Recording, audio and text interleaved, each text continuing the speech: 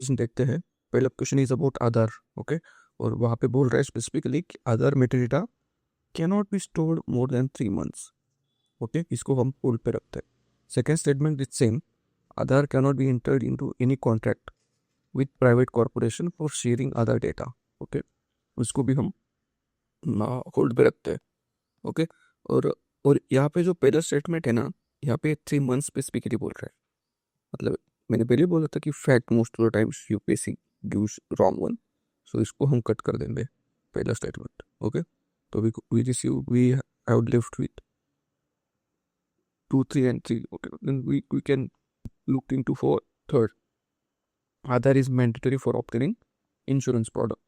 Okay, अभी recently बोला था सुप्रीम कोर्ट ने कि यार आधार को इतना भी मत प्रायोरिटी दीजिए कि मतलब सिम कार्ड के लिए अदर जो चीज़ें हैं ना उसके लिए आधार ऑब्टेनिंग मतलब मैंडेटरी नहीं रहेगा, ऐसा उन्होंने बोला था। So that's why third is also gone wrong. So we are arrived at our answer 2 and 4. State cannot enter into any contract with private corporation with sharing other data. Very good thing ना, other data को क्यों share करना है हमें? If other data of citizens get shared, then what about right to privacy? और surveillance भी होगा population के ऊपर। Okay, so second is definitely correct. और फोर अगर देखोगे, Aadhaar is mandatory for making benefits out of consolidated fund of India. तो that is the reason ना डीबीटी वगैरह और are done through the Aadhaar only. So that's why in benefits out of consolidated fund of India, other is definitely mandatory. We got to answer 2 and 4. Rajya Sabha has equal powers with Lok Sabha in matters of creating all India services. अगर article 312 देखते हैं तो वहाँ पे specifically दे mentioning कि चलो students, तो फिर पहला क्वेश्चन देखते हैं with saying about the Aadhaar. Okay, the Aadhaar metadata cannot be stored more than 3 months। चलो इसको ये यहाँ पे फैक्ट भी दे रखा है और most of the times fact wrong होते हैं। चलो पहले हम निकाल देते हैं यहीं पे। तो ऑप्शन बोल रहा है 2 and 4 and 3 ओनली। चलो तो सेकेंड अगर देखेंगे तो बोल रहा है कि state cannot enter into any contract with private corporation for sharing of other data. This is very good thing. आपने को सबको पता है कि यार डेटा जो है ना which is the oil of 21st century which is very important. And और सब मतलब स्टेट तो मोस्टली एडमिनिस्टर करते हैं। आधार का जो पूरा एडमिनिस्ट्रेशन है वो ministry of environment, ministry of electronics दिखता है, वो तो सेंट्रल गवर्नमेंट है। स्टेट का यहाँ पे कोई ज़्यादा ओके रोल तो है ही नहीं। That's why state cannot enter into contract. Yes, this is correct statement.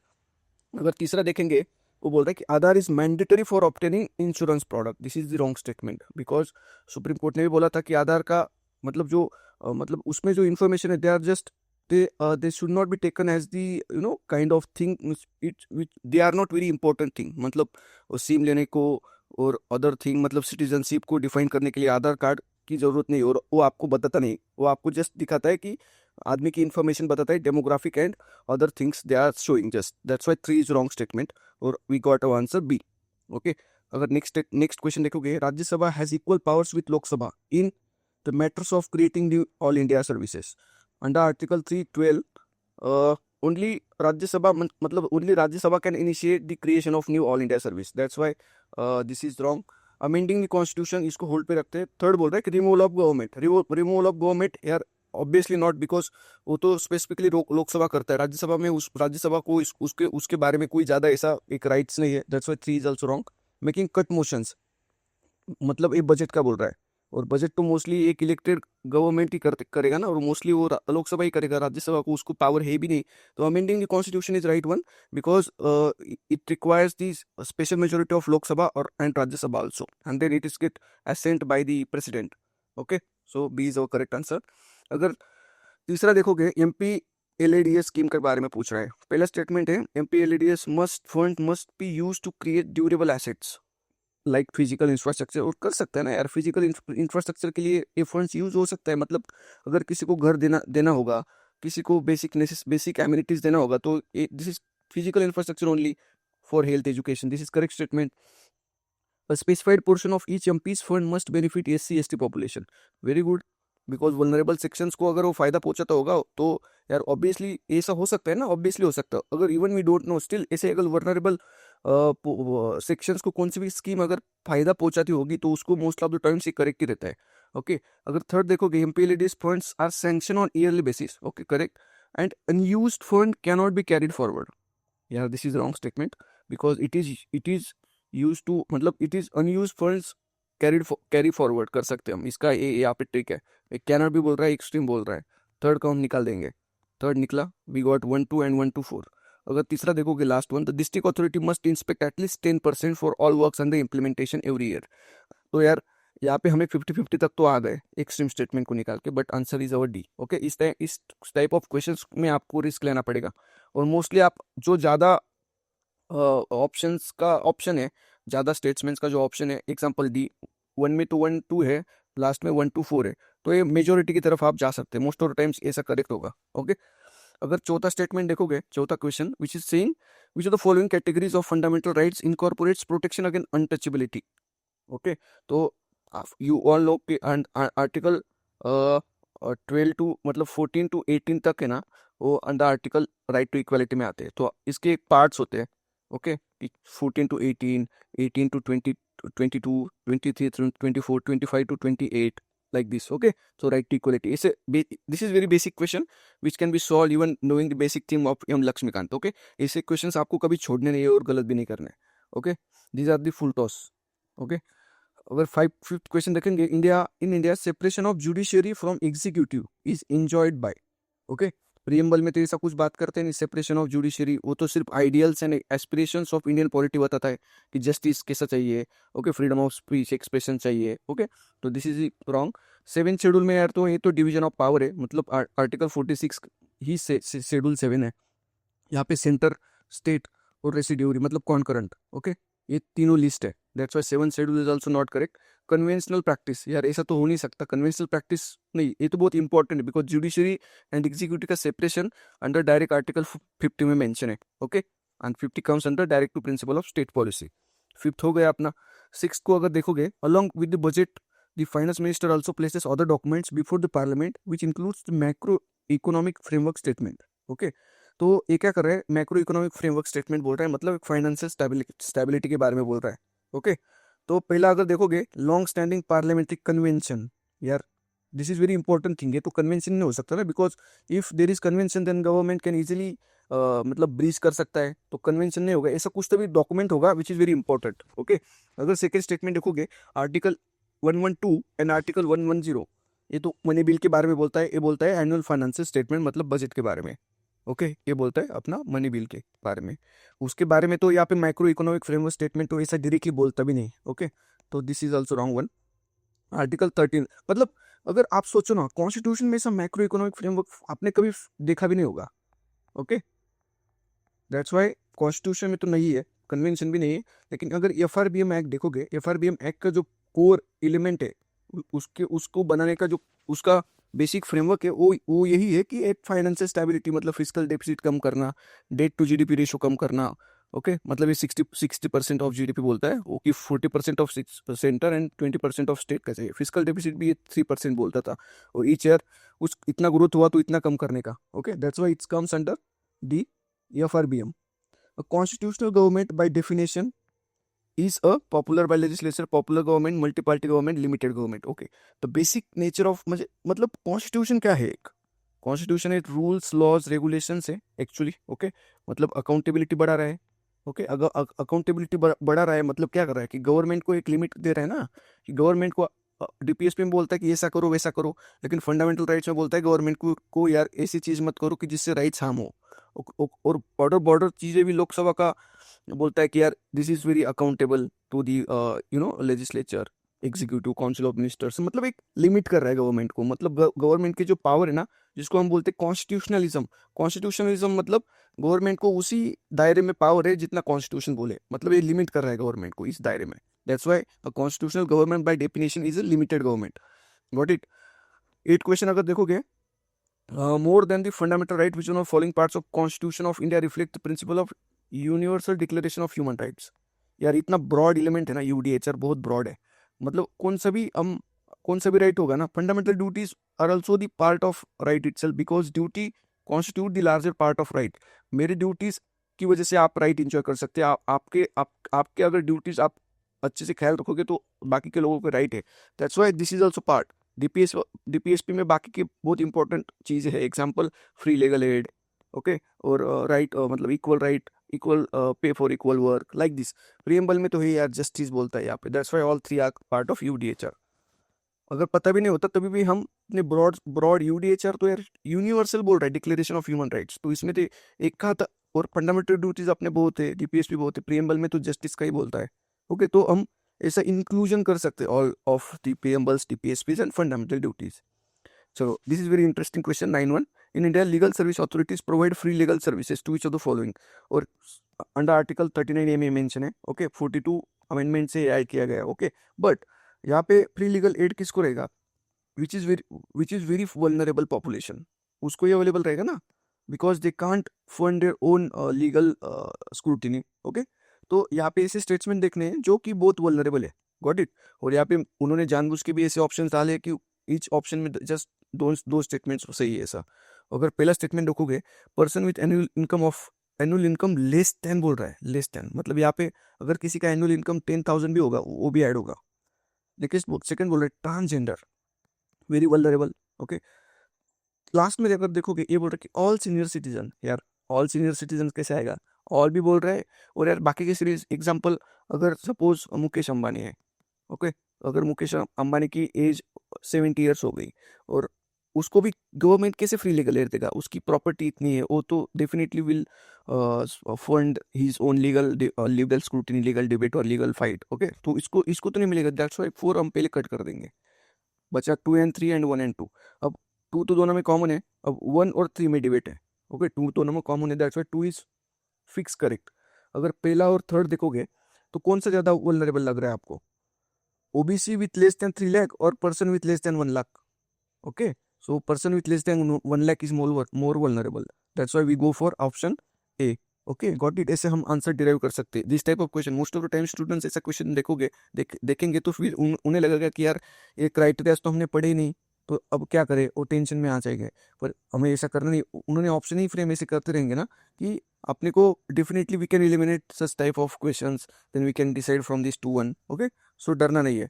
अगर 10 का देखोगे तो यार अल्मा अल्ता डिक्लेरेशन, हिग कन्वेंशन। अब Hague convention is not for biologic and chemical weapon, ये आपको पता होना चाहिए। और तलाना डायलॉग जो है ना, which is very famous, climate change, एक उनका मतलब ट्रेडिशनल डायलॉग है। ट्रेडिशनल एक तलाना एक प्रोसेस होता है ट्रेडिशनल, तो मतलब नेम है उस ट्रेडिशन का।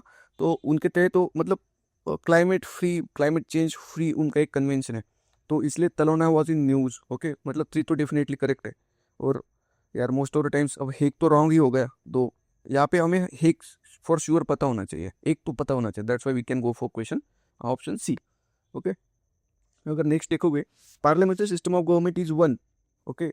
All political parties in the parliament represented in the government. Actual में देखो ना, सारे पॉलिटिकल पार्टीज को थोड़ी रिप्रेजेंटेशन मिलता है गवर्नमेंट में। Obviously other are parties of opposition, that's why this is a wrong statement. Second बोल रहा है the government is responsible to the parliament and it can remove it, okay, इसको hold करते हैं, okay। अगर थर्ड देखोगे, the government is elected by the people and can remove by them। अगर suppose government को इलेक्ट करते हैं people, but यहाँ पे ऐसा थोड़ी राइट टू रिमूवल थोड़ी है, ओके। वो तो पंचायत राज में बाकी स्टेट्स ने किया है, लेकिन यूनियन गवर्नमेंट को ऐसा थोड़ी है, वो तो लोकसभा ही रिमूव कर सकता है by we can say confidence measures, no confidence motions, okay. So third is also wrong.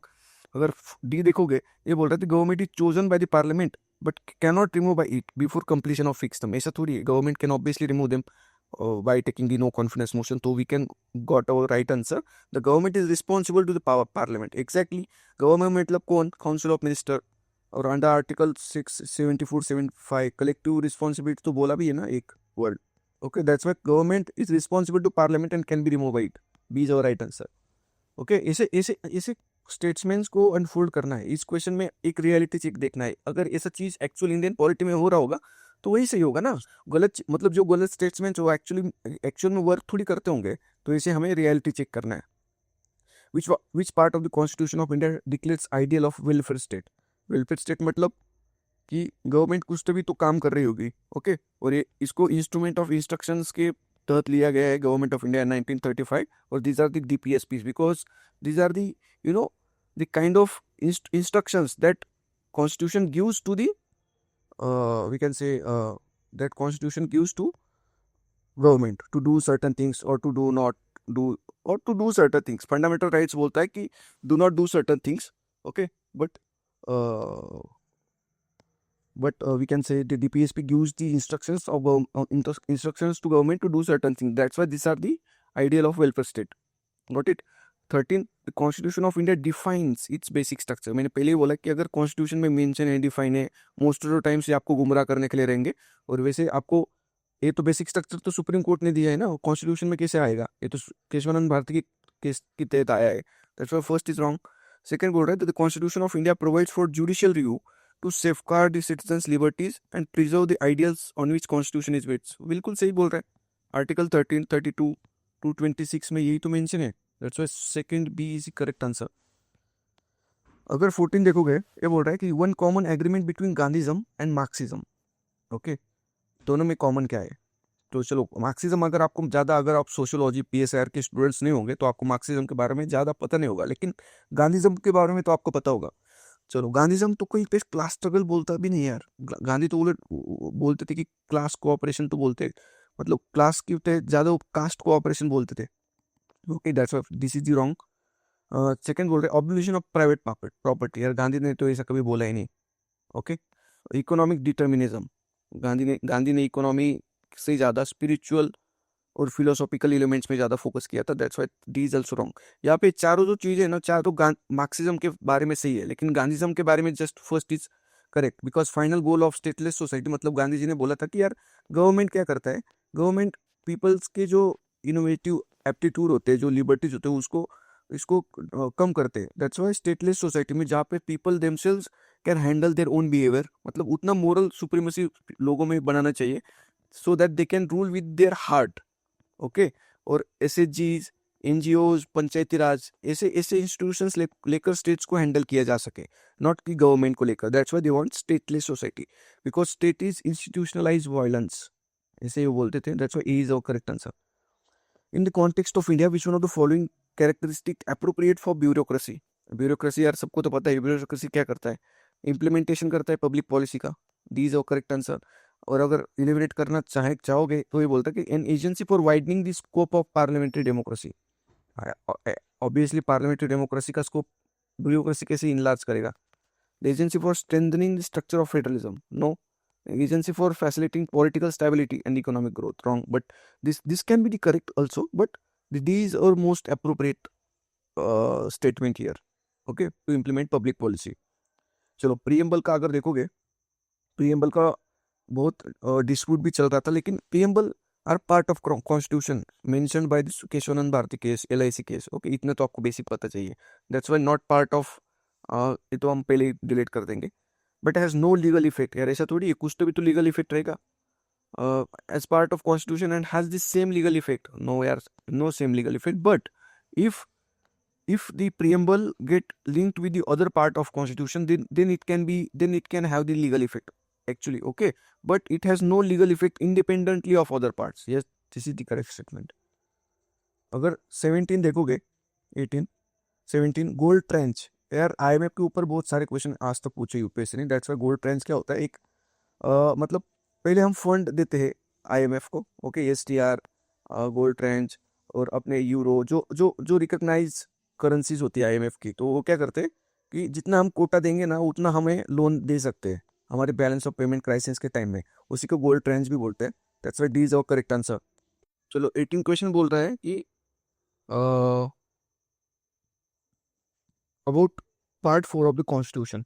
Okay, अगर पार्ट 4 देखोगे तो they are the DPSPs and they shall be enforceable. Actually this is wrong. मैंने पहले बोल रहा है कि अल्टर चेंज कर रहा है, जो सिनोनिमस कंसेप्ट है DPSP का, तो दिस इज फंडामेंटल राइट, और उन्होंने जानबूझ के एक फंडामेंटल राइट के स्टेटमेंट ऐड कर दी। That's why one is incorrect.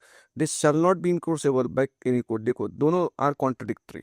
Okay, तो ये से भी आप सॉल्व कर सकते हैं। मैं आई नो कि DPSP के बारे में, पार्ट 4 के बारे में most of the student will know themselves, they understood, they understand कि ऐसा absolutely they know the knowledge.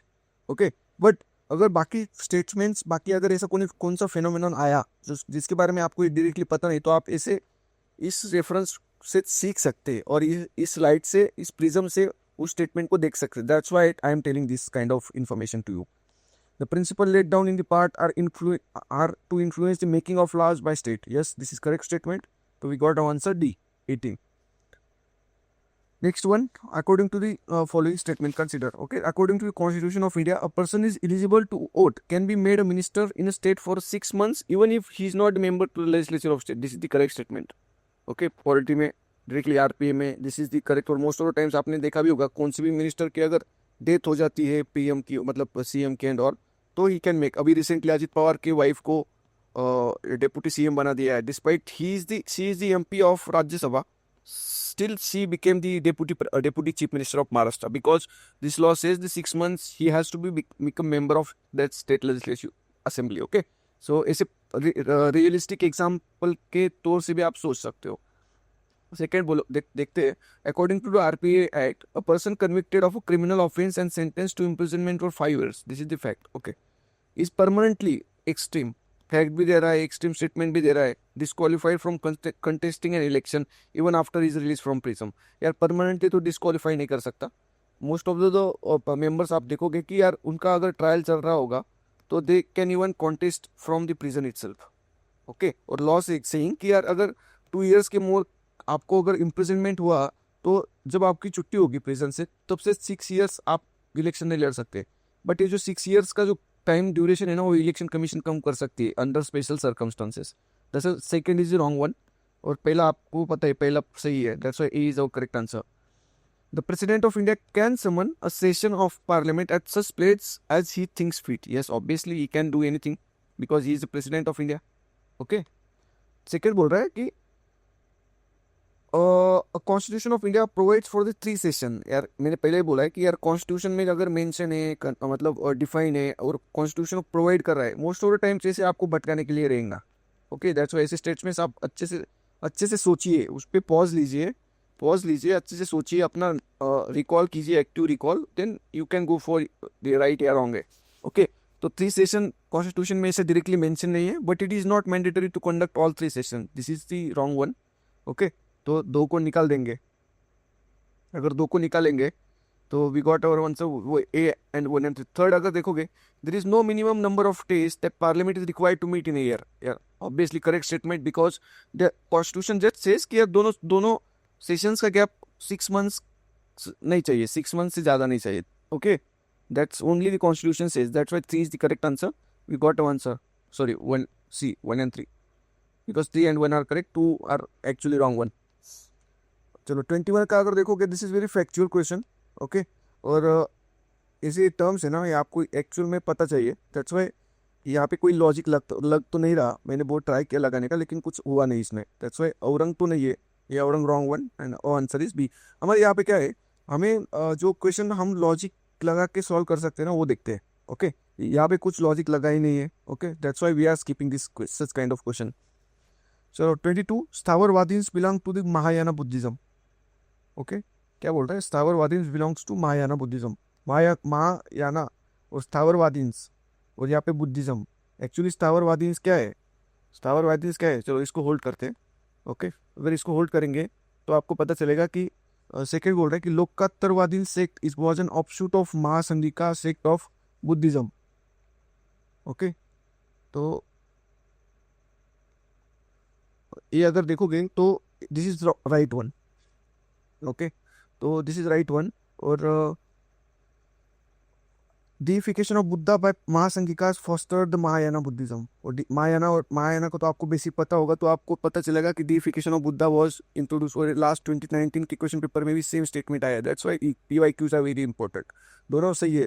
पहला अगर देखोगे तो यहाँ पे मैंने पहले बोला कि अल्टर चेंज कर देता है. This belongs to the Hinayana because Sthaviravadis were the orthodox elements of Buddhism. Okay, that's why one is wrong. और मोस्टली बोला है कि अगर ये दोनों में से आप कंफ्यूज हो गए ना, तो most of the times 2 and 3, मतलब जिसमें इंक्लूजन ज़्यादा है ना, उसके सही होने के चांसेस ज़्यादा हो जाएंगे. अगर 3 ओनली और 2 and 3, तो मोस्ट ऑफ द टाइम्स अगर आपको 1 डेफिनेटली रॉन्ग पता है तो निकाल दिए ना, तो B और C में से आप B के ऊपर जाना, बिकॉज ये ज़्यादा ऑप्शंस को इंक्लूड कर रहा है. What it. तो मैंने ऐसा ईस्ट में तो मोस्ट ऑफ द टाइम्स ऐसा मतलब अराउंड 90% ऐसा सही हो जाते हैं, 90%, 10% सब में एक्सेप्शंस होते हैं, ओके। तो ऑलवेज कीप इन माइंड जो the following statement correct explain the impact of industrial revolution on India. Industrial revolution का इम्पैक्ट इम्पैक्ट पूछ रहा है। Indian aircrafts were handicrafts were road, okay.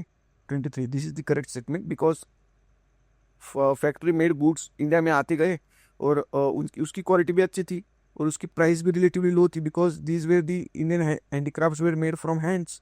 Because उसको बनाने के लिए ज़्यादा खर्चा भी होता था और वो ज़्यादा कॉस्टली भी थी और उसकी quality as compare to the industrial revolution goods from Britain as compare to them was relatively lower. Okay, machines were introduced in Indian textile industry. Obviously wrong. Machines कैसे introduce करेंगे? Railway lines were laid in the many parts of the country. Yes, this was the thing, but not the impact. This is the means which Britishers adopted to make their industrial revolution successfully. Okay, that's why this is the means, not the impact. Heavy duties were imposed. Yes, this is also the means, not the direct impact.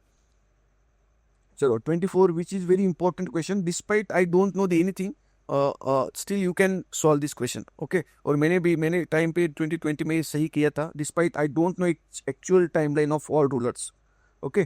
तो 24 का अगर देखोगे अच्छे से तो चलो ये बोल रहा है इस्टेब्लिशमेंट अगर बोल रहा है ना भाई तो ये क्या है, वो मतलब उसका रूल है ना, वो इस्टेब्लिश कर रहा है, मतलब एग्जाम्पल प्रतिहारास और पाला डायनेस्टी फाउंड कर रहे हैं, फाउंड, ओके। और सबसे पहले तो आपको पता होगा कि Pallavas were the earliest, okay. तो पल्लवा तो पहले आ गए, ओके। अगर बाद में देखोगे इतना तो बेसिक पता चाहिए यार, पल्लवाज, प्रतिहारा, पाला प्रतिहारा एंड राष्ट्रकूटा, इसका बैटल बहुत फेमस है। तो पाला प्रतिहारा ये तो तीनों आ ही गए एक ही साथ में, मतलब ये दोनों एक साथ में तो पहले नहीं आ सकते और पल्लवा इनसे बहुत पहले थे because Pallava were the contemporaries of Harshavardhanas and all, okay. Harshavardhana, Pallava, then your Vijayanagara, got it. तो नो विजयनगरा, सॉरी। देन दो पहले आ गए, देन 1 और 4 में अपने को देखना है। 1 बोल रहा है कि राइज ऑफ प्रतिहारा, 4 में बोल रहा है पाला डायनेस्टी फाउंडेड। प्रतिहारा को राइज हो रहा है, यहाँ पे फाउंड ही कर रहा है, फाउंड तो पहले ही होगा ना, राइज से पहले फाउंड होगा ना, ओके। दैट्स वाई हम चौथा की तरफ जाएंगे। That's why we got a answer 2, 4, 1 and 3, okay, because imperial cholas were the last one, okay, which are around 8 to 9 10th century, okay. That's why we got the answer C, just from one name, founded and rise, इनकी ये दो just दो and in between Pallavas का आपको पता चाहिए कि सबसे पहले थे बिकॉज चोला तो सबसे लास्ट थे। पाला एंड प्रतिहारा तो सेम पीरियड में थे, उसमें भी पाला फाउंड हुआ ना, फाउंड ही पहले होगा ना। Pratihara was not the founder of, we can say Bhoja was not the founder of Pratihara. और यहाँ पे बोल रहा है कि ये फाउंड किया है, फाउंड मतलब ये पहले ही किया होगा एक्चुअल में, okay. We got a answer. Next question is about hundi और क्वेश्चन इज सेइंग कि which of the following phrase define the nature of hundi generally refers to the source of post Harsha period. Actually, hundi is the name for the bill of exchange. This is the factual question. Or if you know directly the meaning of hundi, then you can solve the question. Such question you can leave sometimes because these are questions which can reduce your marks by negative. Okay. So ऐसे question में अगर आपको कुछ पता नहीं तो इससे ज़्यादा रिस्क नहीं लेना चाहिए और मोस्ट ऑफ द टाइम्स इतना बेसिक नॉलेज से आपको पता चाहिए और इतना अपना नॉलेज बेस चाहिए ही चाहिए because the hundi terms mention in the NCERT also, okay. So next question, the Desher Katha written by the Sakharam Ganesh Deuskar during the freedom struggle consider the following statement. अब ये बोल रहा है it won against colonial states hypnotic conquest of the mind. Yes यार, हो सकता है, okay. Second बोल रहा है it inspire the performance of swadeshi street plays and folk songs. जनरलिस्टिक statement है, दोनों स्टेटमेंट्स हो सकते हैं। We don't know the exact answer और even we don't know the Deshor Katha. Still अगर थर्ड पढ़ेंगे तो बोल रहा है कि the use of desh by Deuskar was in the specific contest region of Bengal. यार देउस्कर देश बोल रहा है और स्पेसिफिक बंगाल के लिए बोल रहा है स्पेसिफिक अगर नाम के लिए भी बोले तो इतना स्पेसिफिक नैरो सिर्फ और जस्ट बंगाल के लिए बोल रहा है, तो ऐसा तो हो ही नहीं सकता। ऑल टेरिटोरी तो को ही बोलेगा ना, सिर्फ बंगाल के लिए क्यों बोलेगा? That's why we can eliminate the third one. Okay, और we got answer which is A. चलो ए 27, दिस इज दी मतलब यूपीएससी ने क्वेश्चन को बार कर दिया है, डिबार कर दिया, that's why we will skip this question, we will skip this question. Still एक बार देख लेते। Invitation to the Congress to participate in round table conference, Gandhi Irving. Yes, this is all about this round table conference only. Withdrawal the ordinances promulgated in connections with the civil disobedient movement. Withdrawal of ordinances promulgated. All ordinances won't be withdrawal. That's why wrong. Acceptance of Gandhiji's suggestion for inquiry into police excesses. This was the main reason for scrapping this question, because जो violence में involve थे उनके ऊपर के जो police actions थे वो remove नहीं किए गए थे, जो अदर्स पुलिस एक्शंस थे वो रिमूव कर दिए गए थे। दैट्स व्हाई ऑल नहीं थे फिर। That's why raise of only those prisoners who were not charge with violence. Yes, this was also correct, but this question is scrapped. Okay, चलो विटा विध्वंसक। Okay, was the first monthly journal to have the untouchable peoples as its target audience was published by। चलो अब ऐसे questions में क्या करना है, Gopal Baba वलंकर was not very famous personality, but as compared to these three one, Jyotiba Phule, Gandhi and Ambedkar. Okay, तो in this questions odd one out ये logic आप लगा सकते हैं। एग्जाम्पल कि यार विटा विध्वंसक ये जो मंथली जर्नल था आपने कभी सुनने में आपके आया नहीं होगा, because most of the times Phule के जो जर्नल्स और एनीथिंग है लाइक शेतकऱ्यांचे आसूड और anything and Gandhi's and Ambedkar, all you know mostly because they are all mentioned in the spectrum or all other books we generally prefer for modern history, but Gopal Baba Walangkar का mention उसमें ज़्यादा नहीं है। दैट्स वाई अगर हमने पढ़ा नहीं है और इन चीज़ों का इन तीनों का रहता तो हमको पता होता, ऑब्वियसली अपने नॉलेज पे भरोसा करना है इस टाइम पे। ओके, इसका होता तो पता होता, अगर नहीं पता तो मोस्टली वलंकर का हो सकता है, because we not read many things about Walangkar. So odd one out, तीनों फेमस पर्सनैलिटीज है, इनका होता तो पता होता, इनका हो सकता है। That's why we can take risk by guessing such options. Okay, चलो 29 का अगर देखोगे तो reference to history of India the term kulya vapa आणि द्रोणा व्यापा। ओके, तो this is the measurement of land, और मोस्टली दो ऑप्शंस लैंड के ऊपर है। ओके, तो मोस्टली लैंड के ऊपर से ही ये क्वेश्चन बनेगा। ओके, सो ऐसा सिमिलर ऑप्शंस भी देखने हैं। अगर दो ऑप्शंस ऐसे रहेंगे कि एक ही बारे में बात करते रहेंगे तो दोनों में से ऑप्शंस में एक आंसर बनेगा आपका।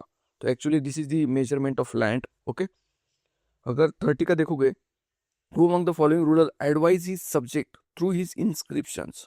चलो अब कोर आइडिया। ओके, आपने सबने पढ़ा होगा कि most inscriptions which are mentioned in our history books NCERTs all are from Ashoka mostly. Okay, और because inscriptions are mostly from this Ashoka only. चलो एक बार फिर एक और ट्रिक लगाते। whoever praises his religious sects or blames other sects or out of excessive devotion to his own sects with the view of glorifying his own sect, he rather injures his own sect very severely। Okay, तो ये बोल रहा है कि जो दूसरे के sex को हार्म नुकसान पहुंचाता है वो अपने सेक्स को मतलब हार्म पहुंचाता है और उसका नुकसान होता है अपने ही सेक्स का। That's why he is indirectly saying anything more about that कि रिस्पेक्ट अदर सेक्ट। ओके, और ये कौन से मोस्टली ये ना बुद्धिज्म का फिलोसॉफी है, तो आप ऐसे भी इसका लॉजिक लगा सकते हैं। और मोस्टली रिलीजन के बारे में ज़्यादा अशोका ही बात करते थे, और अशोका के बारे में तो उन्होंने बुद्धिज्म में जो प्रवेश किया था, दैट्स वाई इज भेरी घोषा मतलब ये जो अदर सेक्ट को फॉलो करते थे, मतलब वायलेंस में बिलीव रखते थे। और आफ्टर दैट कलिंगा वॉर ही converted himself into Dhammaghosha. Okay, मतलब पीसफुल किंगडम। ओके, मतलब मोस्टली कि रिलीजन के बारे में बात करते थे। ऐसा जो कोर ब्रॉड रहेगा ना, एग्जाम्पल अगर रिलीजन पे, तो रिलीजन के बारे में सबसे ज़्यादा बात कौन करते थे, कौन से किंगडम में रिलीजन को लेकर ज़्यादा अपने पास नॉलेज है, अपने पास प्रूफ से, तो which one is Ashoka. That's why even we don't know specific, actually NCERT में डायरेक्टली मेंशन है, even we don't know still we can make guess that Ashoka का हो सकता है। Okay, so that's how we should not leave such questions. Okay, even we don't know directly, but ऐसे questions का answer derive करने के लिए बहुत इजी हो जाता है. Got it. अगर 31 का देखोगे तो परमिताज बोल रहा है. With reference to cultural history of India, which one of the following is the correct description of the term paramitas? The earliest Dharmashastra text, philosophical school that did not accept the authority of Veda, perfection whose attainment led to the Bodhisattva path, powerful merchant guilds of early medieval South India.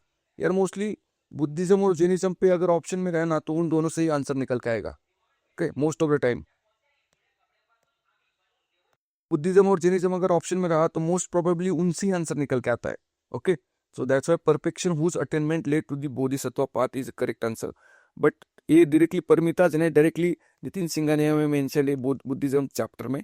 That's why this is the direct full toss, जैसे कि directly question आ गया इस पे. So ऐसे question अपने को right ही करने हैं. अगर रखमाबाई केस का बोल रहे हैं रिवॉल्व अराउंड, सिर्फ बोल रहे हैं रखमाबाई केस रिवॉल्व अराउंड, इतना ही बोल रहे हैं, और we don't know the exact Rakhmabai case, even still we can solve this question. How?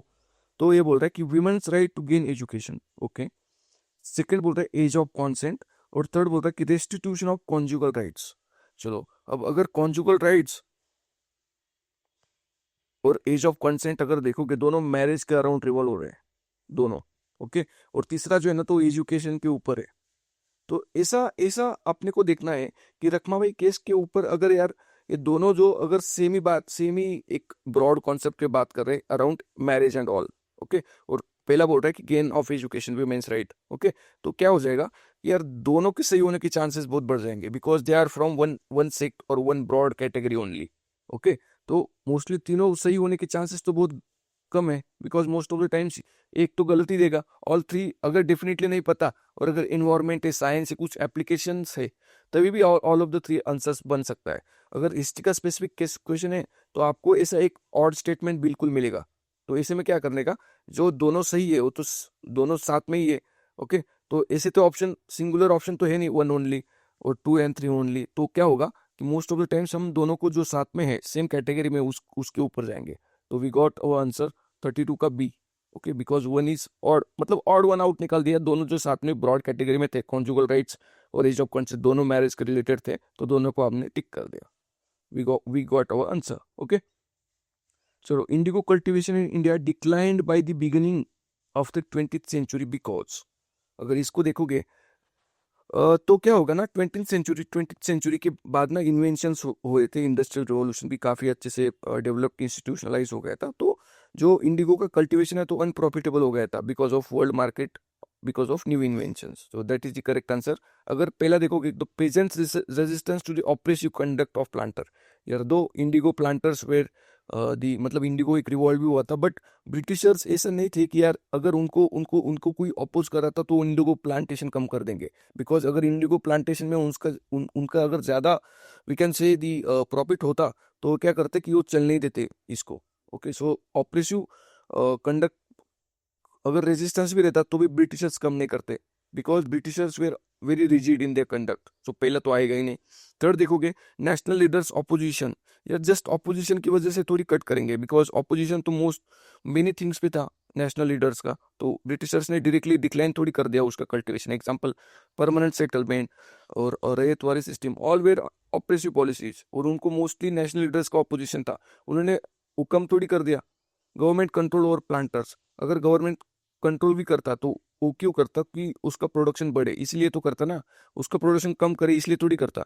तो because of new inventions Britishers very got the very product in less amount or with very fine quality. That's why indigo plantation directly decline with the new inventions. B is our right answer. अगर directly भी नहीं पता तो तीनों को हम eliminate ऐसे कर सकते हैं because ब्रिटिशर्स को ऐसा ऑपरेसिव लीडरशिप, ऑपरेसिव रेजिम ही बताएगा यूपीएससी ऑलवेज, और वो एक्चुअल में ऑपरेसिव थे भी.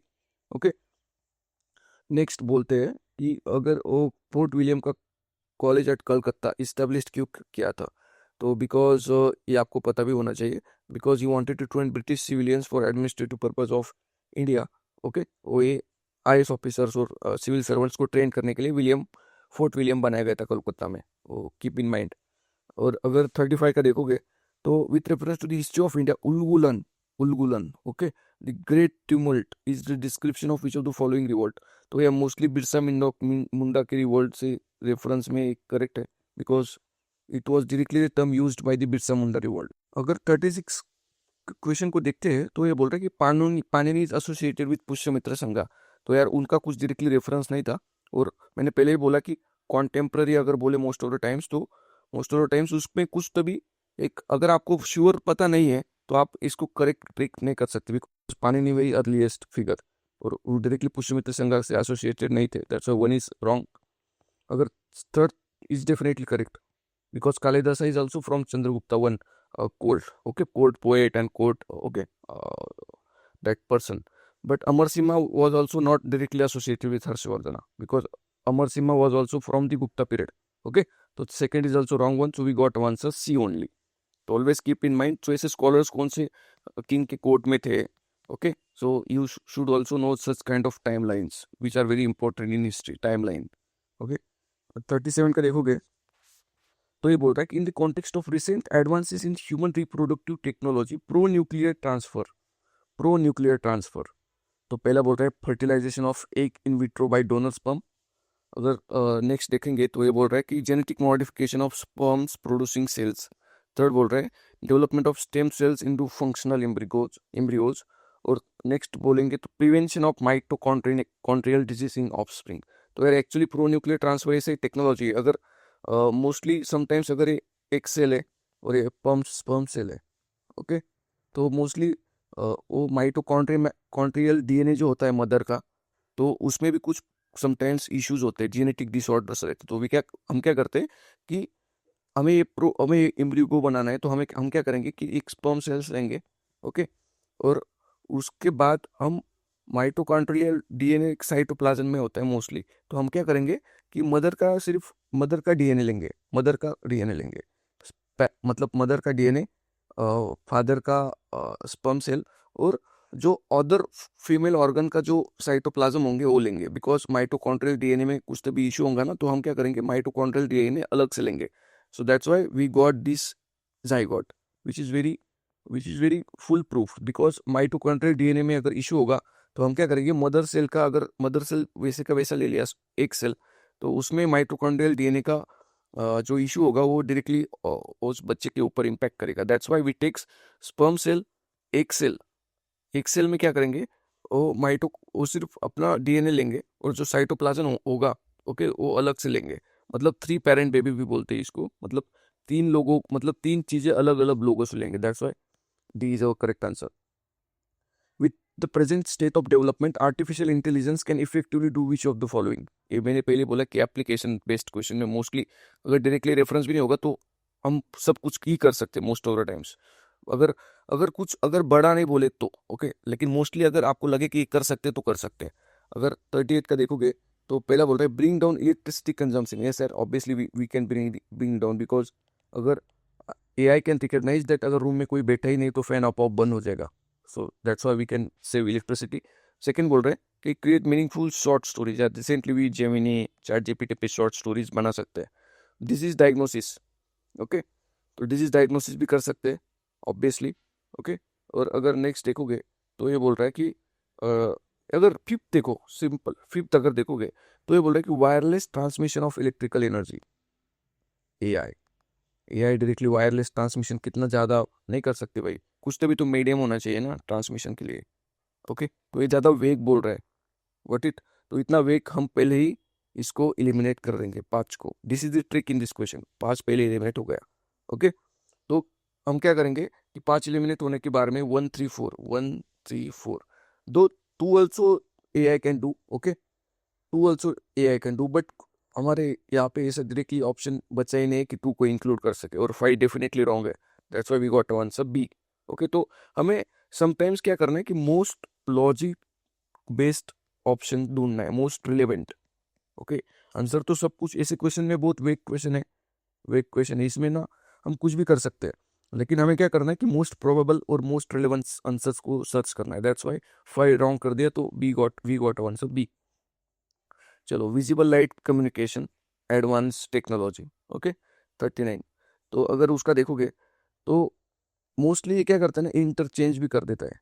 एग्जाम्पल मैंने बोला था जैनिज्म बुद्धिज्म कर देगा, और एग्जाम्पल ट्रॉपिकल साइक्लोन को एक्स्ट्रा ट्रॉपिकल साइक्लोन से कंपेयर कर देगा। लाइकवाइज अगर सेकंड स्टेटमेंट देखोगे तो यह बोल रहा है कि वीएलसी विजिबल लाइट बोल रहा है, और light communication most of the times क्या होगा कि शॉर्ट रेंज के लिए रहेगा, बिकॉज लाइट का जो मतलब एरिया रहेगा ना वो शॉर्ट ही रहेगा ना। ऐसा तो नहीं हमने एक रूम में लाइट लगा दिया तो उस रूम का लाइट है जो है तो वो पूरे घर में रोशनी देगा, ऐसा नहीं होगा ना, वो उसके स्पेसिफिक रूम में ही देगा।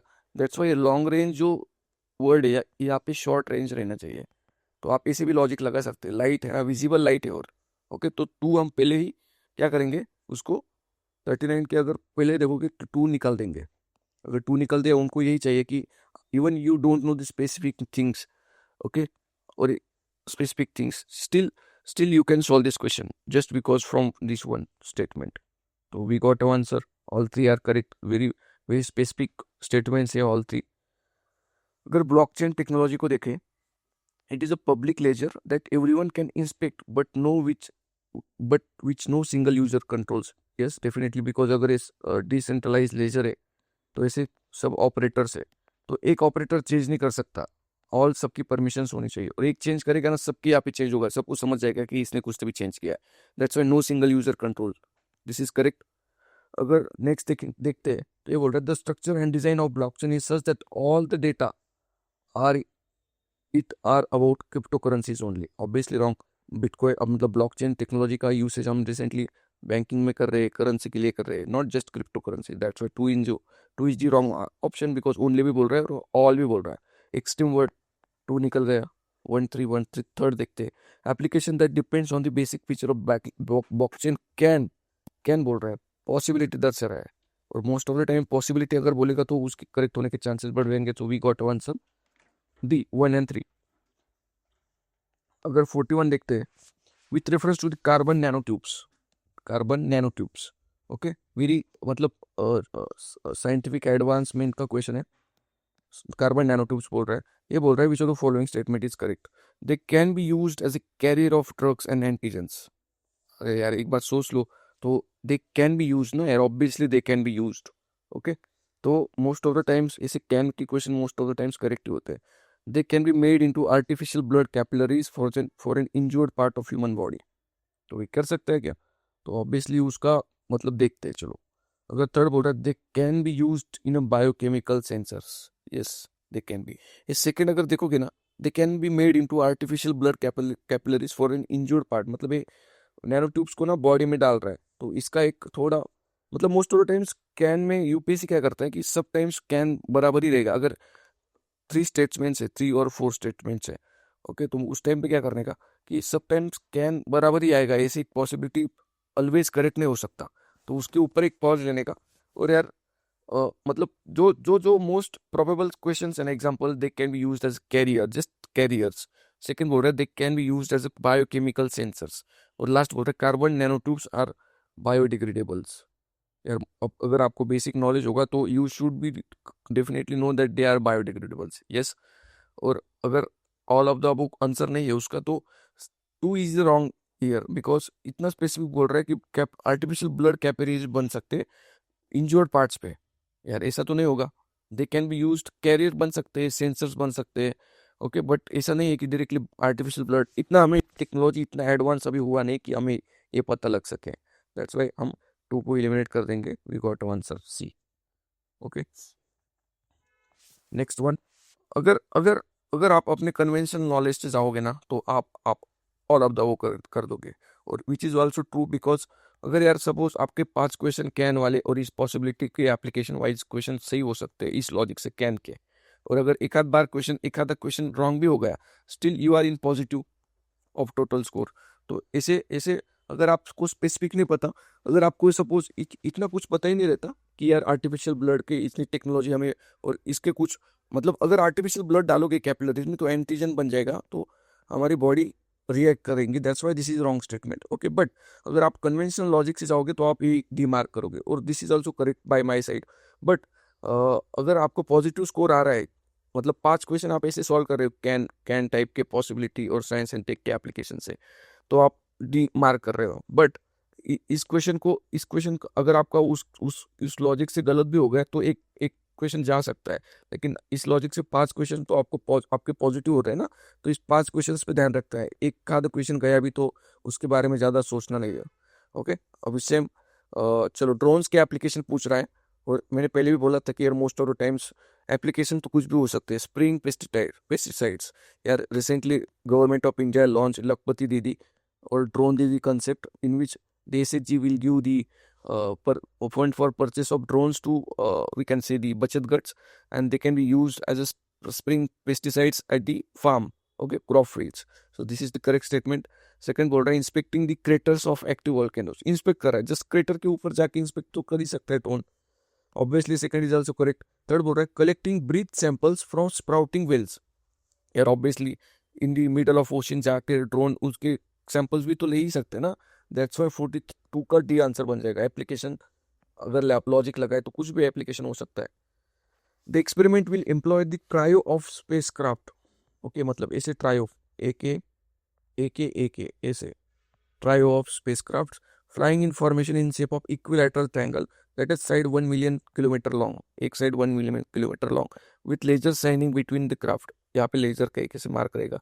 The experiment question refers to, चलो अब यहाँ पे भी ऐसा है ना कि सिमिलर काइंड ऑफ वर्ड्स का लॉजिक लग रहा है, यहाँ पे भी लिसा है, यहाँ पे भी लिसा है, मोस्ट ऑफ द टाइम्स यही से आंसर बनेगा, ये दोनों तो लॉन्ग हो गए। और आप अगर आपको पता होगा कि वो और तो यार ये तो डीप स्पेस रिसर्च के बारे में है, तो यहाँ पे इसे एक ही स्पेस क्राफ्ट ऐसे ट्रायो ने बना था, new horizon also like way. But अगर लीजा पार्ट फाइंडर और इवॉल्व लीजा देखोगे तो आपको पता चलेगा कि यार इवॉल्व लीजा ऐसा ऐसा बनाता है, अंदर लेजर रहता है, मोस्टली ये ग्रेविटेशनल वेव्स को आइडेंटिफाई करने के लिए रहता है। ओके, तो D is our correct answer. Even we 50-50 पे आ गए थे, even we don't know anything. Okay, genetic changes can be introduced in the cells, okay, that produce eggs or sperms of prospective parent, can बोल रहा है तो obviously कर सकते हो, और जेनेटिक इंजीनियरिंग इतना आगे निकल गया है तो उसके बारे में most of the things you can do many things. Second बोल रहा है person genome can be edited, genome before birth at the early embryonic, yes यही तो करते हैं। अगर अगर अगर अगर सोनोग्राफी में कुछ पता चले और मोस्टली अगर एडवांस स्टेज में एम्ब्रियो में कुछ इश्यूज है तो मोस्टली इनविट्रो में हम उसके चेंजेस कर सकते हैं, जेनेटिक चेंजेस।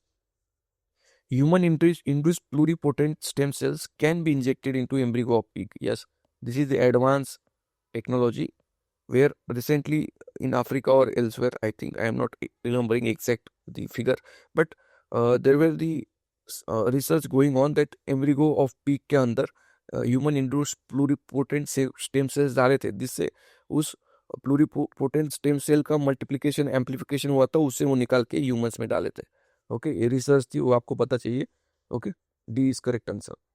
अगर नेक्स्ट देखोगे तो ये बोल रहा है कि न्यूमेरिकल कॉन्जुगेट वैक्सीन बोल रहा है, चलो कुछ भी नहीं पता, still we can arrive at the correct answer. तो हाउ, तो अगर तीसरा देखोगे तो vaccine have no side effects, ऐसा नहीं यार, each vaccine has some even minor % of side effects और एलर्जिक रिएक्शन। डेफिनेटली हमने कोविड का वैक्सीन लिया था तो डायरेक्टली सबको मोस्टली फीवर आ गया था, मोस्ट लोगों को, सिटीजन्स को, that's why 3 is the wrong statement. अगर पहला देखोगे the vaccine can be effective against pneumonia, vaccine में न्यूमोकोकल ही बोल रहा है। मेनिंगिटिस एंड सेप्सिस, यार आपको बेसिक नॉलेज होगा तो तीनों पे एक ही वैक्सीन लगाते हैं। ओके, अगर इम्यूनाइजेशन प्रोग्राम का भी देखोगे तो फर्स्ट इज करेक्ट ही है। सेकंड बोलता है कि dependence on antibiotics that are not effective against drug resistant bacteria can be reduced, exactly this is very generic statement. अगर आपने वैक्सीन ले लिया तो एंटीबायोटिक्स लेने की जरूरत नहीं होगी, बिकॉज एंटीबायोटिक्स हम ज़्यादा लेंगे नहीं तो ड्रग रेजिस्टेंस बैक्टीरिया भी कम हो जाएगा। तो our answer is what, B 1 and 2। अगर पब्लिक की इंफ्रास्ट्रक्चर देखोगे, पब्लिक की इंफ्रास्ट्रक्चर, ओके, तो क्या है मोस्टली या रिसेंटली गवर्नमेंट ने नोटिफाई भी किया था कि डिजिटल इंफ्रास्ट्रक्चर इज पब्लिक की infrastructure. Okay, so that's why A is our correct answer. Which of the following statement are correct regarding difference between plants and animal cell? Difference are correct. Okay, तो उसका अगर देखोगे plants do not have plasma membrane unlike animals do. Animal cell which do. This is very wrong statement. अगर आपको basic general science का knowledge होगा और वो होना भी चाहिए, दो आप तुरंत से गलत कर दोगे। We got answer C. ज़्यादा टाइम वेस्ट नहीं करना है ऐसे क्वेश्चंस में जो रॉन्ग है ना, मतलब मोस्टली करेक्ट ढूंढने के से पहले रॉन्ग स्टेटमेंट्स कौन सा है जिसको हम श्योरली इमेज कर सकते हो वो ढूंढना है। Got it. चलो अगर नेक्स्ट देखोगे कि बेंजीन पोल्यूशन के फैक्टर्स रीजंस कौन से पूछ रहा है। ओके 48। तो यार अ, मतलब just using products made of polyurethane, just use कर रहे हैं, उसमें कुछ बर्निंग नहीं हो रहा है, कुछ नहीं हो। यूजिंग वार्निश, जस्ट हमने घर में वार्निश कर दिया वुडन, तो उससे ही बेंजिंग क्यों निकलेगा यार? बेंजिंग तो मोस्टली अगर कुछ तभी बर्न होगा ना तभी निकलेगा मोस्ट ऑफ द टाइम्स में। Got it. तो यहाँ पे कुछ बर्न ही नहीं रहा, जस्ट यूज कर रहे हैं हम। अगर यूज करने से ऐसा होता तो यार ऐसा कैसे पॉसिबल है? उसका कुछ रिएक्शन चेन ही नहीं बन रहा है, कुछ बर्न ही नहीं हो रहा है, तो बेंजीन कैसे निकलेगा? तो 4 and 5 तो वी इलिमिनेट कर देंगे। We got answer 1 3 and all are burning. Automobile exhaust हो रहा है मतलब इंजन में बर्निंग, कुछ तो भी फ्यूल बर्न हो रहा है, टोबैको में भी स्मोक, वही सेम बर्निंग, वुड बर्निंग तो सेम, तो all 3 are correct. 49. If another global financial crisis happens in the near future, which of the following actions are most likely to give some immunity? मतलब global financial crisis अगर होगा तो कौन सी चीज India को immunity देगी, मतलब कौन सी चीज हमें करना चाहिए उस टाइम? तो not depending on short term foreign borrowing. Exactly, short term borrowings जो होते हैं ना वो वेरी वेरिएबल होते हैं, अनस्टेबल होते हैं, उसका जो इंटरेस्ट रेट है वो भी हाई होता है। So that's why we if we are not depending on short term, that's it's very good thing. Opening of more foreign banks, अगर मोर फॉरेन बैंक्स ओपन करेंगे तो मोस्टली फॉरेन करेंसीज का transaction बढ़ेगा, foreign assets और liabilities बढ़ेंगी। अगर foreign global financial crisis हो रहा है तो मोस्टली अगर फॉरेन करेंसी के ट्रांजेक्शन में आएंगे तो उतना ही ज़्यादा हम उसको मतलब उस क्राइसिस को हम ज़्यादा उसके नेगेटिव इम्पैक्ट्स हमारे ऊपर पड़ेंगे ना। तो opening more foreign banks is not correct thing. Maintaining full capital account convertibility, अरे यार अगर क्राइसिस होगा ग्लोबल फाइनेंशियल क्राइसिस, फुल अगर कैपिटल कन्वर्टिबिलिटी रखा तो क्या होगा? हमारे स्टॉक एक्सचेंज और जो फॉरेन पोर्टफोलियो इन्वेस्टमेंट होगा वो सारा निकल जाएगा इंडिया से, तो हमारा फॉरेन एक्सचेंज भी कम हो जाएगा और एक एक होता है ना तो अनसर्टनिटी वो भी बढ़ जाएगी। सो 3 इज ऑल्सो रॉन्ग स्टेटमेंट। तो 49 का correct one is 1 only. Okay.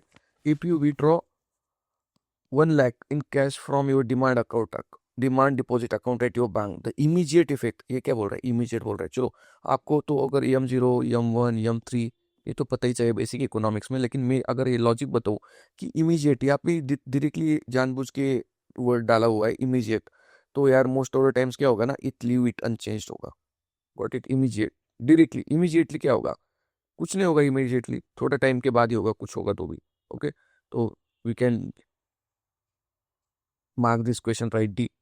51 का अगर देखोगे, foreign direct investment in India which one of the following considered as a major characteristic. Okay, major characteristic FDI का क्या है? It is an investment through capital instrument essentially in the listed companies. Obviously wrong यार। Mostly अगर suppose FDI करना है कोई company में, मतलब नॉट इन कंपनी बट कौन सा भी वेयर हाउस बनाना है, वेयर हाउस, तो एफडीआई के तहत पैसा आया और वेयर हाउस बन गया, तो यार वेयर हाउस तो लिस्टेड थोड़ी है, तो लिस्टेड नहीं है तो ऐसा थोड़ी कि लिस्टेड में आएंगे, तो 1 इज रॉन्ग। अगर थर्ड देखोगे, it is an investment which involve debt servicing. यार समटाइम्स अगर अगर अगर वेयर हाउस बनाने में पैसा लगा रहा है तो ये तो डेट सर्विसिंग थोड़ी है, ये तो हार्ड एसेट बना रहा है, तो सी भी गलत हो गया। It is an instrument made by foreign institutional investment in government securities, not only in government securities ना यार, कुछ तो भी हार्ड और ड्यूरेबल पब्लिक एसेट बनेगा, not only in government security. Third is also wrong. It is largely non debt creating capital flow. Yes, capital बोल रहा है मतलब कुछ तो भी ड्यूरेबल एसेट्स बना रहा है और नॉन डेट है। नॉन डेट है मतलब कुछ लोन को फिनांस नहीं कर रहा है, अगर फिनांस करेगा तो रेवेन्यू में आएगा, और अगर वो मनी मार्केट में आएगा, नॉट इन कैपिटल मार्केट। तो B is our correct answer. With reference to international trade of India at present, which of the following statement is correct? India's merchandise export are less than its merchandise imports. This is very correct answer. That's why we having current account deficit, because our merchandise exports are less. Actually, our service exports are much larger than service imports. Okay, keep in mind. But our merchandise exports are less. So this is the correct statement. Second बोल रहा है कि India's imports of iron and steel, chemical, fertilizer and machinery have decreased in recent year. Actually, we don't know, hold पे रखते हैं। India's exports of service are more than import of service. Correct. India suffers from overall trade current account deficit. Correct. 1 to 4, 1 to 4। पर आप देखोगे कि 1 to 4 ऐसे कौन से भी ऑप्शन में नहीं है। That's why UPSC has this question. Okay. The term waste tax immediate sometimes mentioned in the news are reference to, actually crude oil होता है। क्रूड ऑयल के जो वेस्टर्न टैक्स एक थोड़ा क्या बोलते हैं उसका टाइप है, जो वेस्टर्न और जो यूएस बेस्ड ऑयल है वो यही ग्रेड यूज करते हैं। Okay, so that are related to the crude oil grade, grade होता है। ओके, 53 का ए। अगर नेक्स्ट देखोगे 54, इन the context of Indian economy, non financial date, non financial. Okay, तो यार इस पे अगर बेसिक इकोनॉमिक का नॉलेज होगा तो housing loan amount outstanding treasury bills are part of non financial debts. अगर आपको ज़्यादा रिसर्च करना होगा तो what actually mean by non financial debt आप गूगल करके उस पर ज़्यादा पढ़ सकते हो और पढ़ भी लो, बिकॉज इसके रिपीट होने के चांसेस बहुत हाई है। चलो, आईईए सेफगार्ड्स, मोस्टली 3 इयर्स के लास्ट पीवाईक्यूज में आईईए मतलब न्यूक्लियर टेक्नोलॉजी पे क्वेश्चन आए 3 इयर्स में। That's a very hot topic for UPSC prelims, nuclear technology. Okay, अगर 55 को देखोगे तो भी ये बोल रहा है कि सम यूज, मतलब आईएईए कब करता है, जब हम सिविल न्यूक्लियर कोऑपरेशन करेंगे। सिविल न्यूक्लियर कोऑपरेशन करेंगे मतलब हम कुछ तो भी यूरेनियम इंपोर्ट और यूरेनियम टेक्नोलॉजी इंपोर्ट करेंगे ना। ओके, तो सेकंड क्या बोल रहे हैं, some use imported uranium and other use domestic applies. Domestic जो करेंगे उस पर आईएईए का कुछ हक नहीं रहता। जो इंपोर्ट करेंगे यूरेनियम तो उस पर क्या करेंगे, वॉच स्टॉक करेगा कि ये जो इंपोर्टेड यूरेनियम है तो सिर्फ सिविल टेक्नोलॉजी के लिए यूज हो, मतलब न्यूक्लियर एनर्जी, ओके, इलेक्ट्रिसिटी बनाने के लिए यूज हो, ना कि मिलिट्री के लिए। So B is our correct answer. TRIMs, trade related investment measures, अगर ये देखोगे तो ये बोल रहा है कि quantitative restrictions on imports by foreign investors are prohibited. Obviously correct statement. अगर सेकंड देखोगे, they apply to investment measures related to trade in the both goods and service. Actually this are not part of service, trade in the goods only. That's why B is the wrong one, or we got directly answer C. Okay, they are not concerned with regulation of foreign investment. Actually they are not concerned. Okay, so we got answer 56 C. अगर next देखोगे, in if the RBI decide to adopt an expansionist monetary policy. Expansionist monetary policy मतलब क्या करेगा कि repo rate कम करेगा। Repo rate कम करेगा मतलब money का जो फ्लो है इकोनॉमी में वो बढ़ेगा। सो दैट्स वाई इन्फ्लेशन बढ़ेगा। That's also called as in expansionist policy. तो बोल रहा है कि which of the following would not do, मतलब कौन सी चीज एक्सपांशनिस्ट पॉलिसी के लिए आरबीआई नहीं करेगा। तो ये बोल रहा है कि cut and optimise the SLR. अरे अगर कट करेगा एसएलआर तो क्या होगा कि लोन देने में थोड़ी दिक्कत आएगी, मतलब लोन कम होंगे। अगर लोन कम आएंगे तो मनी का फ्लो कम होगा। तो यार ये तो रिडक्शनिस्ट पॉलिसी होगी, एक्सपांशन नहीं होगी, तो ये नहीं करेगा। Increase and marginal standard facility rate, same like SLR. अगर एमएसएफ बढ़ाएगा तो लोन कम होगा, तो एक्सपांशन कम होगा मनी का। Second is also not. Cut the bank rate and repo rate, exactly ये दोनों स्टेटमेंट्स अलग है और ये थर्ड स्टेटमेंट अलग है। ओके, तो ये दोनों कॉन्ट्रडिक्ट कर रहे हैं, तो दोनों अगर होंगे तो थर्ड नहीं होगा, थर्ड होगा तो दोनों नहीं रहेंगे। तो थर्ड कौन से में, तो दोनों में थर्ड में, तो वी रिमूव और आंसर सी एंड डी। और दोनों पहले दोनों में यही फर्स्ट ऑप्शन में ही पहले दोनों इंक्लूडेड है। सो आएंगे तो दोनों साथ में आएंगे।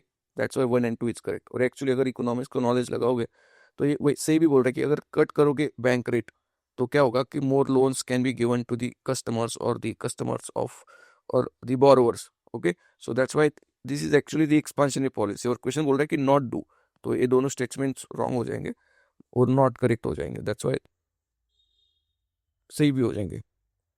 58 अगर देखोगे, with reference to the Indian economy after the 1991 economic liberalisation consider the following statement.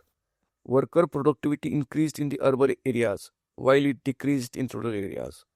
मैंने पहले भी बोला था यार, अगर मोस्टली कंपैरिजन रहेगा और एक सेक्शन को एक सेक्शंस को नीचे और एक सेक्शंस को ऊपर ऊपर दिखाने के लिए कोई भी क्वेश्चन रहेगा तो most of the times wrong रहेगा। सो ए हम यहाँ पे रॉन्ग कर देंगे, बिकॉज अर्बन और रूरल एरिया को के बारे में बोल रहा है ना और कंपेयर कर रहा है, तो पहला most of the times wrong कर देंगे। अगर सेकेंड देखोगे तो ये बोल रहा है कि the percentage share in of the rural areas in the work force steadily increase. Steadily ये तो हो नहीं सकता steadily, that's why second is also wrong one.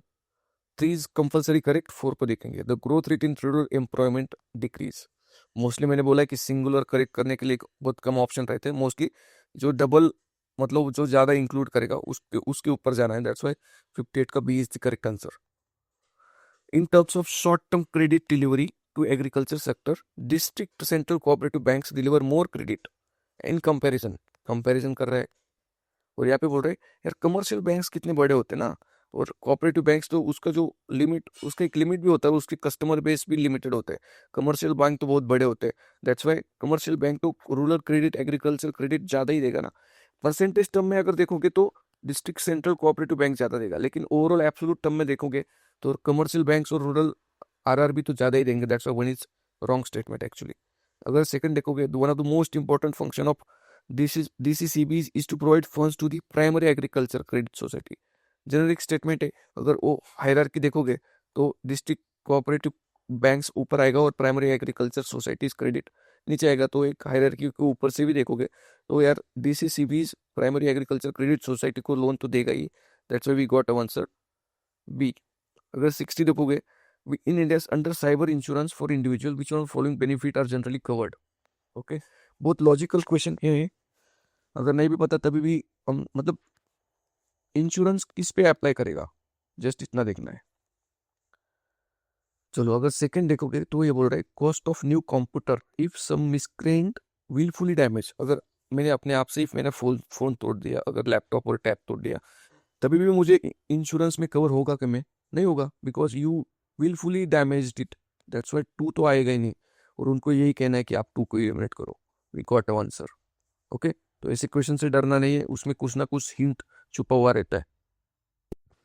Next question 61 which saying in India which of the following can be considered as a public investment in agriculture। public investment which is good thing। अगर नीचे कुछ तो भी wrong things है उसको हम पहले eliminate कर देंगे। ओके, चलो fixing MSP for agriculture produce of all crops. यार ये तो पॉसिबल नहीं है, तो एक को तो पहले हम इलिमिनेट कर देंगे। ओके, और we got the answer in the first elimination only. चलो computerization good thing, social capital development good thing, free electricity. यार कौन सी भी चीज़ अगर फ्री दोगे ना, it's not good for overall economy और ओवरऑल दैट सेक्टर ऑल्सो। अगर फ्री इलेक्ट्रिसिटी दोगे तो फार्मर ज़्यादा वाटर पंप करेगा, तो अंडरग्राउंड वाटर का डिप्लीशन ज़्यादा होगा। So this is also wrong, 4 भी निकल गया। Waiver of agriculture loans, this is the freebie, और freebies culture is not good actually. ये स्टेट का फाइनेंशियल स्टेबिलिटी खराब करेगा। Setting up of cold storage, yes, even we got the answer 2, 3 and 6 is our correct options।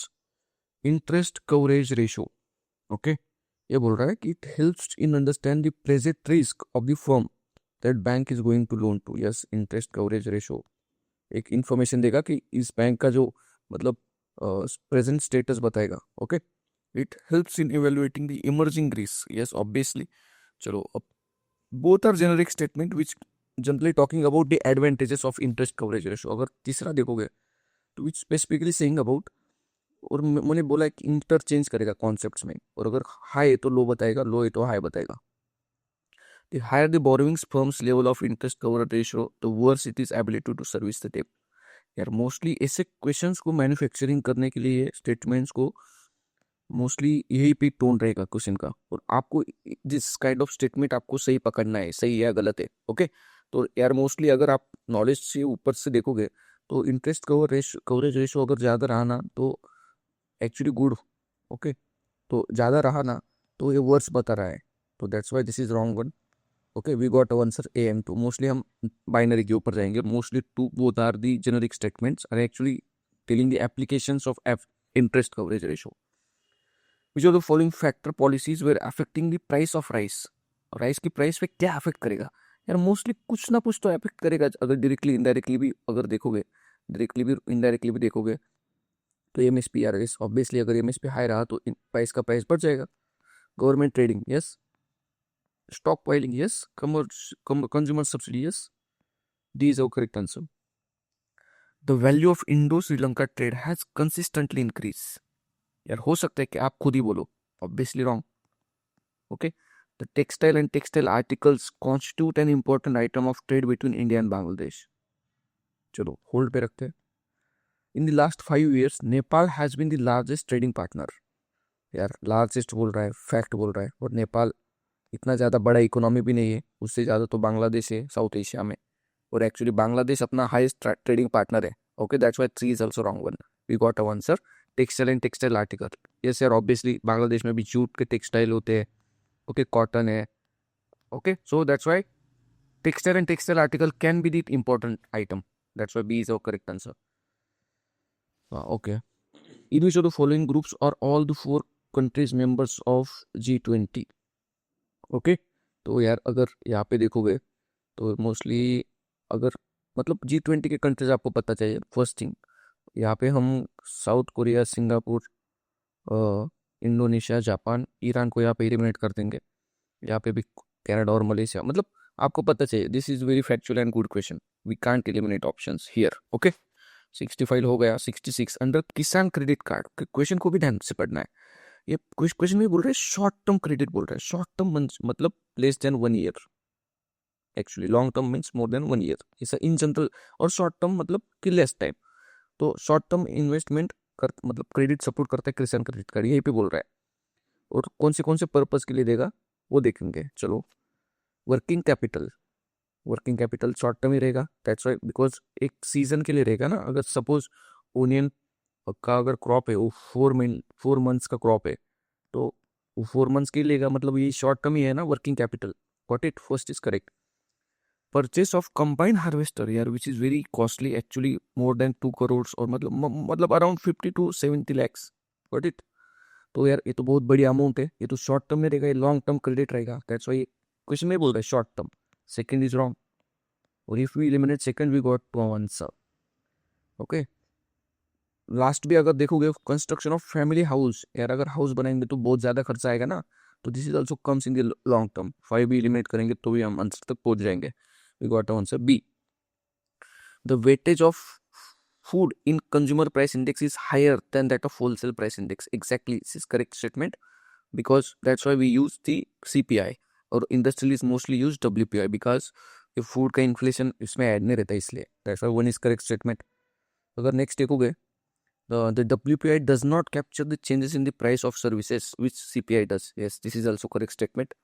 अगर third देखोगे the reserve bank of India has now adopted WPI as its key measure of inflation and to decide the changing the key policy rates. यार अगर CPI में food inflation ज़्यादा मतलब food का inflation include है ज़्यादा तो यार RBI तो CPI यूज़ करेगा बिकॉज WPI में तो फूड का कुछ है भी नहीं. और अगर मतलब मोस्टली पॉपुलेशन को इन्फ्लेशन कब फील होता है जब फूड का प्राइसेस बढ़े वेजिटेबल्स का. तो that's why RBI uses CPI and not WPI. That's why third is wrong. We got our answer 67-1.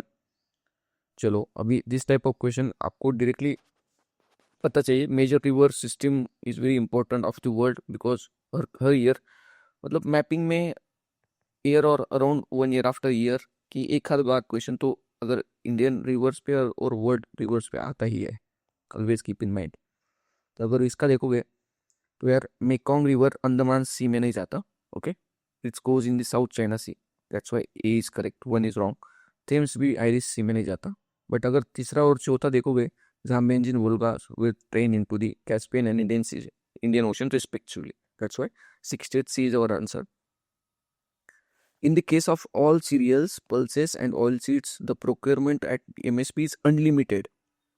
Unlimited, very extreme. Unlimited थोड़ी MSP प्रोक्योर करता है यार गवर्नमेंट की. क्यों करेगा? अगर अनलिमिटेड कर देगा तो बाकी प्राइवेट प्लेयर कहाँ जाएंगे फिर. 69-1 तो definitely wrong.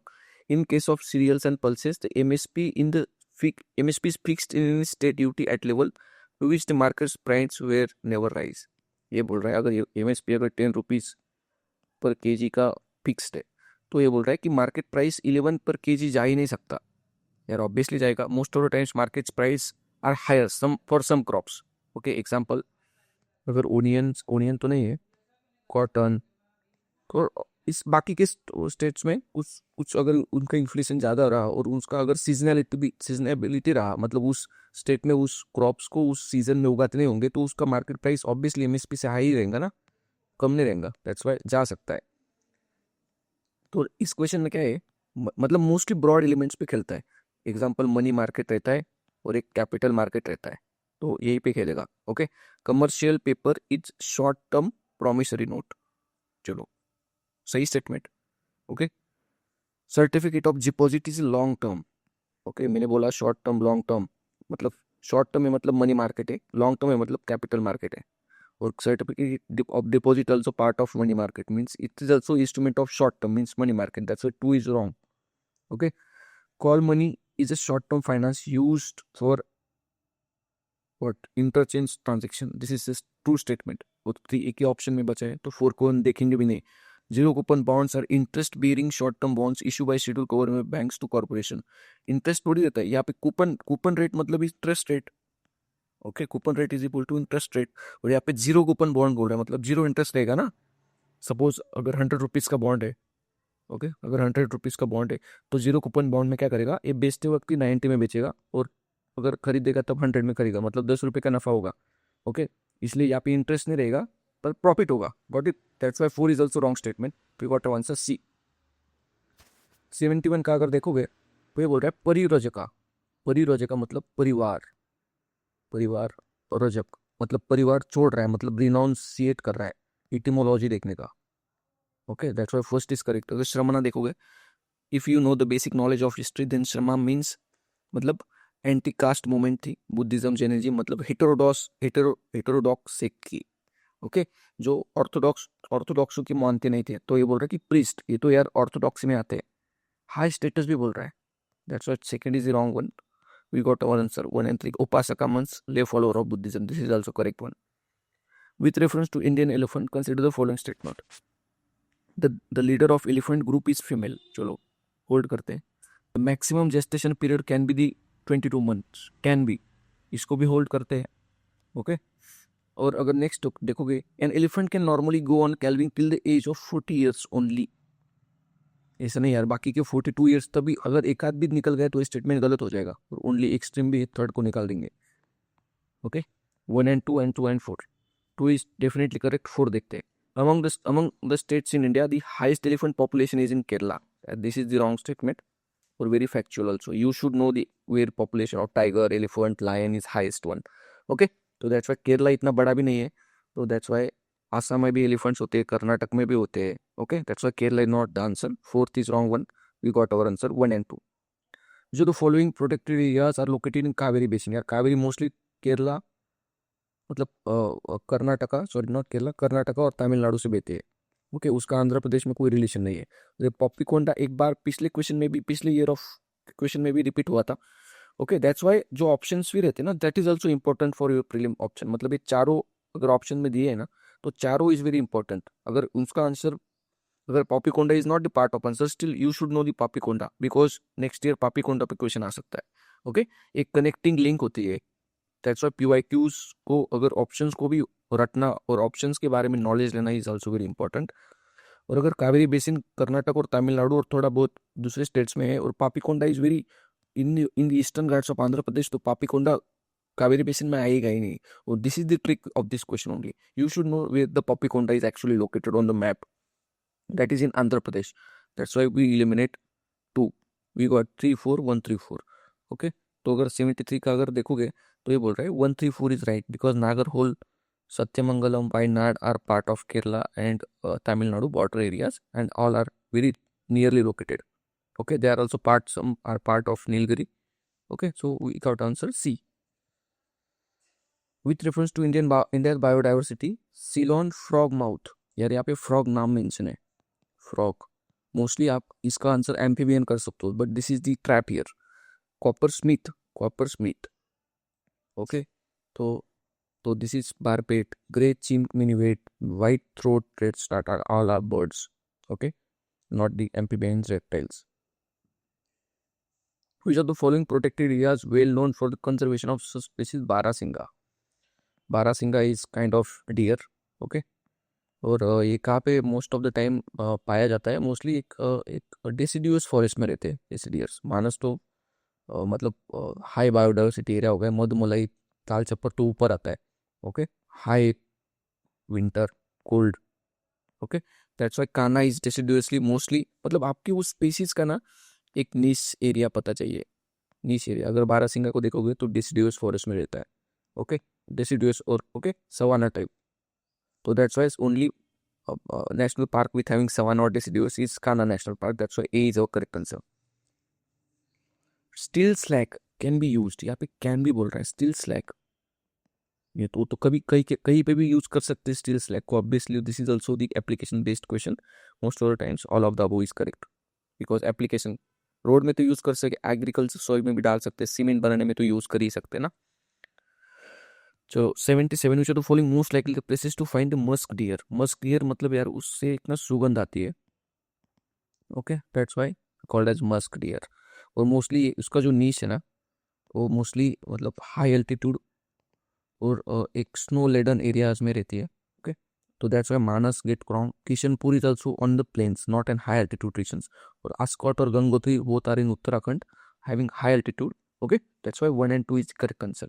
Even we don't know the मतलब आपको डायरेक्टली मस्ट ईयर का याद नहीं करना कि कहाँ पे रहता है, लेकिन जस्ट उसका नीच पता चाहिए, उसका नीच भी और उसका हैबिटेट सब डिटेल में पता चाहिए कि यार इसको कहाँ पे रहना पसंद है, कौन से एरियाज में रहता है मोस्टली, और सब wild life sanctuary national park कौन से स्टेट्स में उसका मैपिंग पता चाहिए. That's how you can make the wild guess and mostly you can click the correct answer. चलो in rural road construction use of which of the following preferred for ensuring environmental sustainability or to reduce carbon footprint. Carbon footprint reduce करना है भाई तो mostly जो burning है वो कम करना मतलब बर्निंग एलिमिनेट करना पड़ेगा. ओके और यहाँ पे देखोगे हॉट मिक्स एस्फाल्ट. हॉट बना रहा है मतलब कुछ तभी उसको एनर्जी दे रही है, एनर्जी जा रही है मतलब कार्बन फुटप्रिंट तो आएगा ही. और यहाँ पे कोल्ड भी बोल रहा है, कोल्ड भी बोल रहा है, हॉट भी बोल रहा है, both are contradicting each other. What it that's why 2 and 4 will not come simultaneously. 2 and 4 wrong. Okay और मोस्टली हम कोल्ड की तरफ जाएंगे because it requires no burning और नो एनर्जी एक्चुअल में. तो सेकंड आएगा ही आएगा और वो एक ही ऑप्शन में. और मोस्टली अगर copper slag cold mix asphalt technology और जियो टेक्सटाइल अगर देखोगे ना, जियो टेक्सटाइल तो ये मोस्टली वेरी इको फ्रेंडली रहते हैं. और थ्री तो that's Y will always come. और थ्री दोनों ऑप्शन में एक तो हमने कॉन्ट्रडिक्टरी के लिए रिमूव कर दिया, एक ही ऑप्शन में ए मतलब एक एक क्वेश्चन के सॉल्व करने के लिए बहुत सारे ऑप्शन है अपने पास, बहुत सारे लॉजिक्स है, वेरियस वेज है. अगर 79 देखोगे coal ash contains arsenic lead and mercury. Yes it actually contains arsenic. Basic information basic knowledge. Okay अगर नेक्स्ट देखोगे coal power fired power plants releases sulfur dioxide and oxides of nitrogen. Yes SO2 release करता है, NOx करता है, NO2 करता है. That's why it releases. Yes high ash content is observed in Indian school. This is also correct statement. Okay that's why D is our right answer. Biochar farming बोल रहा है. Biochar means very good thing. Positive जितने भी positive applications होंगे all are correct. भैया बोल रहा है biochar can be used as a part, just used as a part growing medium in vertical farming. Yes sir obviously biochar can be used in vertical farming. Can be all right. Yes when biochar is a part of growing medium it promotes growth of nitrogen fixing microorganisms. Exactly it's eco friendly. Okay और ये humus content भी बढ़ाता है. Okay that's why nitrogen fixing microorganisms को भी promote करेगा obviously. Second is also correct, first is also correct. अगर third देखोगे when biochar is a part of growing medium it enables the growing medium to retain water for longer time. Very correct statement. अगर अच्छी चीज़ है तो अच्छे मैंने बोली. Positive अगर फिनोमेना बोल रहा है तो positive, all three are positive. We can click D is a correct answer. If particular plant species placed under the schedule 6. Okay schedule 6 बोल रहा है तो वाइल्ड लाइफ प्रोटेक्शन एक्ट मतलब वाइल्ड लाइफ को प्रोटेक्ट करता है. तो व्हाट इज इम्प्लीकेशन. चलो ये बोल रहा है सेकंड अगर देखोगे पहला होल्ड पे रखते हैं. सच plants can not be cultivated. यार ऐसा थोड़ी, कुछ तो भी रिसर्च के लिए तो उगाएंगे ना. It is genetically modified act. यार 1972 का एक्ट है, उसमें कुछ अमेंडमेंट भी नहीं हुआ. Genetic modification is a recent technology. तो इस एक्ट में उसका मेंशन ही नहीं है. First thing that's why C is wrong. Such plant is invasive and harmful to ecosystem. यार हार्मफुल और इन्वेजिव होगा तो प्रोटेक्शन एक्ट में क्यों आएगा. उसको तो लेंगे ही नहीं ना. इन्वेजिव तो बहुत सारे स्पीसीज है, सब स्पीसीज को कैसे ऐड कर सकते हैं. That's why licence is required to cultivate that plant is correct option. Okay with reference to period of Gupta dynasty, the town Ghantashala, Kadura, Chaul. Yeah, ports is very important topic for UPSC. That's why most of the times UPSC port handling foreign trade पे question पूछता है. Okay zero tillage. Okay अगर जो जो positive होंगे because zero tillage is positive technology और positive phenomena in agriculture. चलो तो जो भी अच्छी चीज़ें रहेंगी all are correct. Sowing of wheat is possible without burning. Very good thing because burning करेंगे तो ग्लोबल ग्रीन हाउस गैस होगा और सॉइल का मॉइस्चर भी कम होगा और time requirement is also increase. But directly so कर सकते हैं. Yes Without the need for nursery of rice samplings, direct planting of paddy seeds in the wheat is possible. Possibility, yes. Positive thing, carbon sequestration in the soil is possible, yes positive thing. और अगर till ही नहीं करेंगे तो soil नीचे ऊपर नहीं रहेगा, that's Y जो गैसेस सॉइल में जो एक्यूमुलेट हुए हैं तो टीलेज ही नहीं करेंगे तो रिलीज ही नहीं होंगे, that's why carbon sequestration possible है, that's why the positive phenomena, positive options, got it. 84, according to Indian national policy on biofuels, which of the following can be used as a raw materials? तो कौन से raw material use कर सकते हैं? अगर यार यहाँ पे आप ग्राउंड नट सीड्स देखोगे तो यार मोस्टली हमें PYQ में भी देखा कि जो हमारा एडिबल ऑयल है मोस्टली हम इंपोर्ट करते हैं, उसका import bill most of the times बहुत हायर है, दैट्स वाई बायोफ्यूल्स में अगर देखोगे कि फ्यूल वर्सेस फूड की डिबेट है तो हम यार फूड को निगलेक्ट करके फ्यूल पे ज़्यादा फोकस नहीं करेंगे ना, because we actually importing edible oil और ग्राउंडनट सीड का भी वही यूज़ है एडिबल ऑयल, ओके। तो हम इसको क्यों देंगे, इसका प्रोडक्शन भी कम है इंडिया में, तो बायोफ्यूल के लिए हम उसमें उसको ऐड ही नहीं करेंगे ना, रॉ मटेरियल को obviously will not add, that's why त्रिकोण एलिमिनेट कर देंगे, they want you to know this only, okay. 1256 got it. Horse ground के बारे में अगर पता भी नहीं होगा तभी भी नहीं कर देंगे। Social cost of carbon, cost बोल रहा है मतलब कार्बन की वजह से सोशल इश्यूज कौन सा होता है ये पूछ रहा है, ओके। तो हम यहाँ पे क्या करेंगे, देखेंगे कि कौन सा डायरेक्टली इम्पैक्ट करता है। Long term damage done by turn off CO2 emission in a given year, long term damage, okay. Requirement of requirement बोल रहा है, यस नहीं कॉस्ट बोल रहा है मतलब डैमेज बोल रहा है। एफर्ट्स टू पुट, एफर्ट्स भी नहीं बोल रहा है, कॉस्ट बोल रहा है मतलब डैमेज बोल रहा है, that's why A is correct answer here, got it. With reference to pulse production, okay, black gram can be cultivated as both kharif and yes obviously we can cultivate actually most of the times kharif में भी मतलब कुछ ही crops जो होते हैं कि वो specific season में उगाते हैं, मोस्ट ऑफ द टाइम्स हम उगा सकते हैं, उसका प्रोडक्टिविटी चाहे तो कम हो सकता है लेकिन उगा तो सकते ही है। ग्रीन ग्राम अलोन बोल रहा है accounts for nearly half, this is wrong statement. In the last 3 decades, while the production of kharif pulses has increased, the production of rabi pulses has decreased. यार खरीफ मोस्टली क्या होते हैं पता है, rainfed होते हैं, ओके, बिकॉज अनइरिगेटेड एरियाज में भी वो प्लांट करते हैं, गॉट इट। और अगर ये बोल रहे हैं कि लास्ट 3 डेकेड्स में खरीफ पल्सेस इंक्रीज हो रहा है, ऑब्वियसली रॉन्ग यार, बिकॉज रेनफॉल का जो पैटर्न है तो बहुत अच्छे से नहीं हो रहा है और mostly we are focusing on rabi, got it, मतलब इरिगेशन कवर बढ़ा रहे ना, ओके, दैट्स वाई इरिगेशन बढ़ा रहे तो रबी पल्सेस की प्राइस प्रोडक्शन बढ़ेगा, नॉट की खरीफ के, that's why 3 is also wrong, और 1 2 is definitely correct, 2 is also wrong 1। The crop सब ट्रॉपिकल इन नेचर, यार ये अगर देखोगे ना तो सब ट्रॉपिकल की वजह से 2 निकाल दूंगे अब, मतलब example sugar cane and jute both are tropical. और कॉटन और टी के बारे में अगर देखोगे, कॉटन का ये फ्रोस्ट फ्री स्टेट देखोगे तो कॉटन को लगता है बिकॉज टी को चल जाता है सम अमाउंट ऑफ, ओके। तो with reference to water pumps consider following, solar power can be used for running surface pumps, या सरफेस पंप्स को इलेक्ट्रिसिटी लगती है वो हम सोलर पावर के तहत जनरेट करेंगे, exactly, but not for submersible pump. यार सेमी इलेक्ट्रिसिटी सोलर पावर से जनरेट करके सबमर्सिबल क्यों दोगे ना, तो ऐसा थोड़ी कि सरफेस पंप चलेगा और सबमर्सिबल नहीं चलेगा, so wrong. Solar power can use for running centrifugal pumps and not one with piston, same एक कर सकता है तो दूसरा भी कर सकता है ना, ऐसा थोड़ी सेम इलेक्ट्रिसिटी पे एक को रन कर सकते दूसरों को नहीं कर सकते, इलॉजिकल।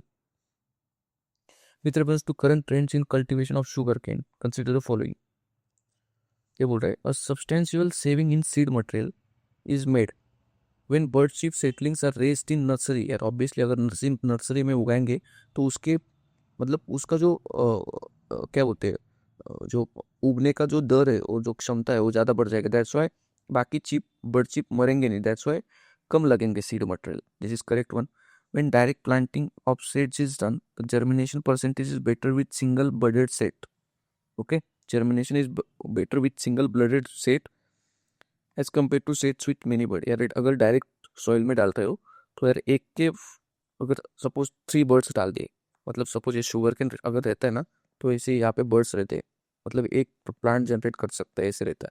अगर 3 बर्ड्स डालूंगे तो उसके सक्सेस रेट ज़्यादा रहेगा ना as compare to the single bird, that's why this is wrong statement, okay. अगर तीसरा देखोगे तो if bad weather condition prevail when sets are under directly planted, okay, bad weather condition अगर रहा, single budded sets have better survival, same यही बोल रहा है, that's why wrong. Okay, so हमारा आंसर हो जाएगा, क्या होगा, C 1 and 4, sugar can be cultivated to settling prepare from tissue culture. Yes, obviously can be बोल रहा है, that's why C is our correct answer. In the context of India, which one of the following are considered to be the practice of eco-friendly agriculture के practices कौन से? चलो यार, लेगुम crop diversification is obviously the part of eco-friendly. लेगुम intensification, yes, उससे soil health अच्छा होता है. 1 and 2 are definitely correct.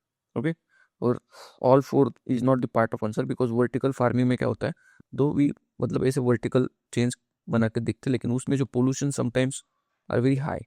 मतलब एग्जांपल, अगर राइस प्लांट करते हैं तो मीथेन का पोल्यूशन होगा, दैट्स वाई वर्टिकल फार्मिंग में हम क्या लगा रहे हैं, कैसे लगा रहे हैं, that matters.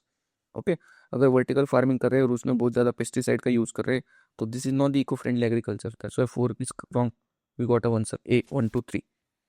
What are the advantage of fertigation? चलो पॉजिटिव चीज़ बोल रहे हैं तो पॉजिटिव जो होगा वो that can be the answer.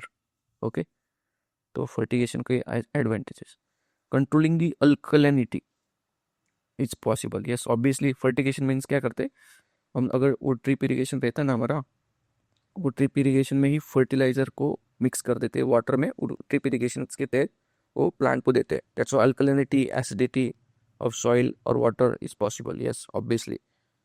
और अगर नेक्स्ट देखोगे तो ये बोल रहा है कि efficient application of rock phosphate and all other phosphatic fertilizers, all extreme statement, यार सारे फर्टिलाइजर्स को नहीं कर सकते। ओके, कुछ तो भी तो उसमें एक्सेप्शंस रहेंगी ना, that's why 2 is wrong, we got a answer 1 3 4। अगर 4 देखोगे, third, it increase availability of nutrient, yes fertigation से न्यूट्रिएंट्स की अवेलेबिलिटी बढ़ेगी बिकॉज डायरेक्टली ड्रिप इरिगेशन के प्लांट के रूट तक जाएगा, गॉट इट।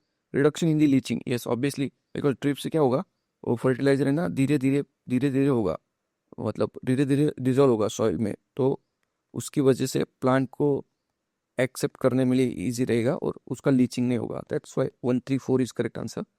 चलो this is very factual question actually, जिसमें कुछ लॉजिक नहीं है। अगर आपको पता है मेजर मिनरल्स कौन थे तो पता है, उस ईयर में कंट्री ने, मतलब गवर्नमेंट ने मेजर मिनरल्स को डिजिग्नेट किया था, that's why this is the current affairs question. 93, with reference to ocean mean temperature, which of the following statements are correct? Ocean mean temperatures measure up to depth of 26 degree Celsius, isotherm which is 129 metres. चलो fact बोल रहा है, गलत होने के chances high है। OMT collected during, मतलब monsoon mostly June को आता है, ओके। और अगर OMT का अगर टेम्परेचर देखोगे हम, ओके, ध्यान से, used accessing whether the amount of rainfall in monsoon will be less और more certain long term meaning, okay, can be used possibility. और यार टेम्परेचर, अगर जून में बारिश आ रहा है तो यार जनवरी और मार्च में कितना ज़्यादा टेम्परेचर है ओशन का, मतलब उसका मॉइस्चर कितना देगा मई जून में, ओके, सो ये तो प्रेडिक्ट कर सकते हैं, so 2 is the correct answer. At present the retail price of chemical fertilizer is market driven and not administered by government. अब यहाँ पे बोल रहा है केमिकल फर्टिलाइजर्स, मतलब ऑल बोल रहा है, एक से स्पेसिफिक नहीं बोल रहा है। अगर न्यूक्लियर बेस्ड सब्सिडी अगर देखोगे तो अदर फर्टिलाइजर्स को है लेकिन यूरिया को नहीं है। यूरिया का क्या है, एडमिनिस्टर्ड प्राइस मैकेनिज्म है, मतलब गवर्नमेंट प्राइस फिक्स करता है इसका यूरिया का, दैट्स वाई मार्केट ड्रिवन नहीं है urea, that's why first is wrong, okay. Ammonia which is in input of urea is produce from natural gas, correct statement. Mostly यही because 2 and 3 से हम 2 and 3 को चूज करेंगे और that is the correct answer. Sulphur which is raw material for phosphoric acid fertilizer is a by product of refinery, हो सकता है कुछ ना कुछ अमाउंट नहीं मिलता भी होगा तो। Indian desert national park, very simple question. अगर सेकंड स्टेटमेंट पढ़ोगे, there is no human habitation, यार एक दो लोग भी अगर रहे तो भी स्टेटमेंट गलत हो जाएगा, दैट्स वाई इसके गलत होने के चांसेस बहुत हाई, दैट्स वाई 2 निकाल देंगे, we directly got the answer 1 and 3, okay. इसे सोचना है। चलो सियाचिन ग्लेशियर, चलो आप इसका कैसे बनाएंगे, ये जम्मू एंड कश्मीर यहाँ पे समवेयर अराउंड यहाँ पे, ओके। अक्साई चेन यहाँ पे है, गिलगित बाल्टिस्तान यहाँ पे है और नुब्रा वैली यहाँ पे समवेयर है। तो सियाचिन ग्लेशियर कहाँ पे है, ईस्ट ऑफ अक्साई चेन, मतलब अक्साई चेन की ईस्ट में यहाँ पे थोड़ी है, east of layer, this is the part of layer, यहाँ पे भी नहीं है, north of Gilgit, Gilgit north मतलब पाकिस्तान, यहाँ पे भी नहीं है। North of Nubra valley, yes this is the correct answer.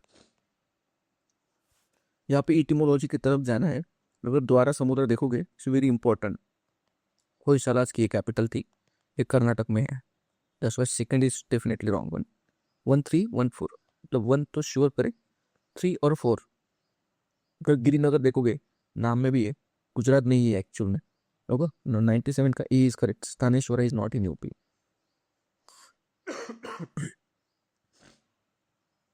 36% of India's district fact are over exploited यार। 36% नहीं है तो डेटा मोस्टली मोर देन 70%। क्या होगा if because of it is a fact and also most, अगर लॉजिक भी देखोगे तो यार India is water stress countries.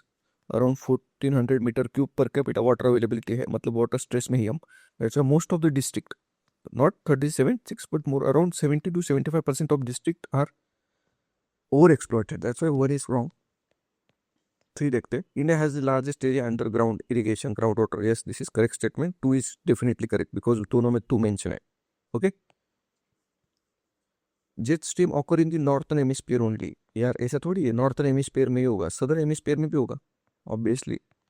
Some only some cyclones develop and I only use it, that's why you make wrong. But अगर tropical cyclones को देखोगे और extra tropical cyclones को देखोगे तो ट्रॉपिकल साइक्लोन्स में ही आई डेवलप होता है। That's why this is the correct statement. 1 is wrong, 2 is correct. अगर थर्ड का देखोगे, temperature inside the I of cyclone is nearly 10% lower, 10 degree Celsius lower. Actual में आई में सबसे ज़्यादा लो प्रेशर रहेगा, मतलब सबसे ज़्यादा हाई टेम्परेचर। अगर मैं आपको समझाऊँ तो चलो ऐसा, मतलब दिस इज इंडिया, ओके, और सपोज बे ऑफ बंगाल में यहाँ पे सबसे ज़्यादा टेम्परेचर है, मतलब हाई टेम्परेचर, मतलब क्या होगा, लो प्रेशर हो गया। तो क्या होगा, सब एयर यहाँ पे आएगा। ओके, तो यहाँ पे क्या होगा, प्रेशर प्रेशर प्रेशर लो है लेकिन टेम्परेचर तो हाई ना। यहाँ पे बोल रहा है कि टेम्परेचर ही लो बोल रहा है, तो वो तो लो प्रेशर कैसे बनेगा, वो तो हाई प्रेशर बन जाएगा। That's why 3 is also wrong one, और answer 2 only. Among the following tiger reserve, which one has the largest area under the tiger critical tiger habitat? तो यार which is very factual question। और अगर आप देखो कि नागार्जुन श्रीशैलम का जो क्रिटिकल टाइगर हैबिटेट है वो सबसे बड़ा है। तो इसी से हम इस लेक्चर को ख़त्म करते हैं। आई होप सबको उसका एक कुछ तो भी फ़ायदा तो होगा ही डेफिनेटली। तो 2021 का क्वेश्चन पेपर आप अपने इस लॉजिक और ट्रिक्स लगा के सॉल्व कीजिएगा। मिलते हैं नेक्स्ट लेक्चर में। Thank you.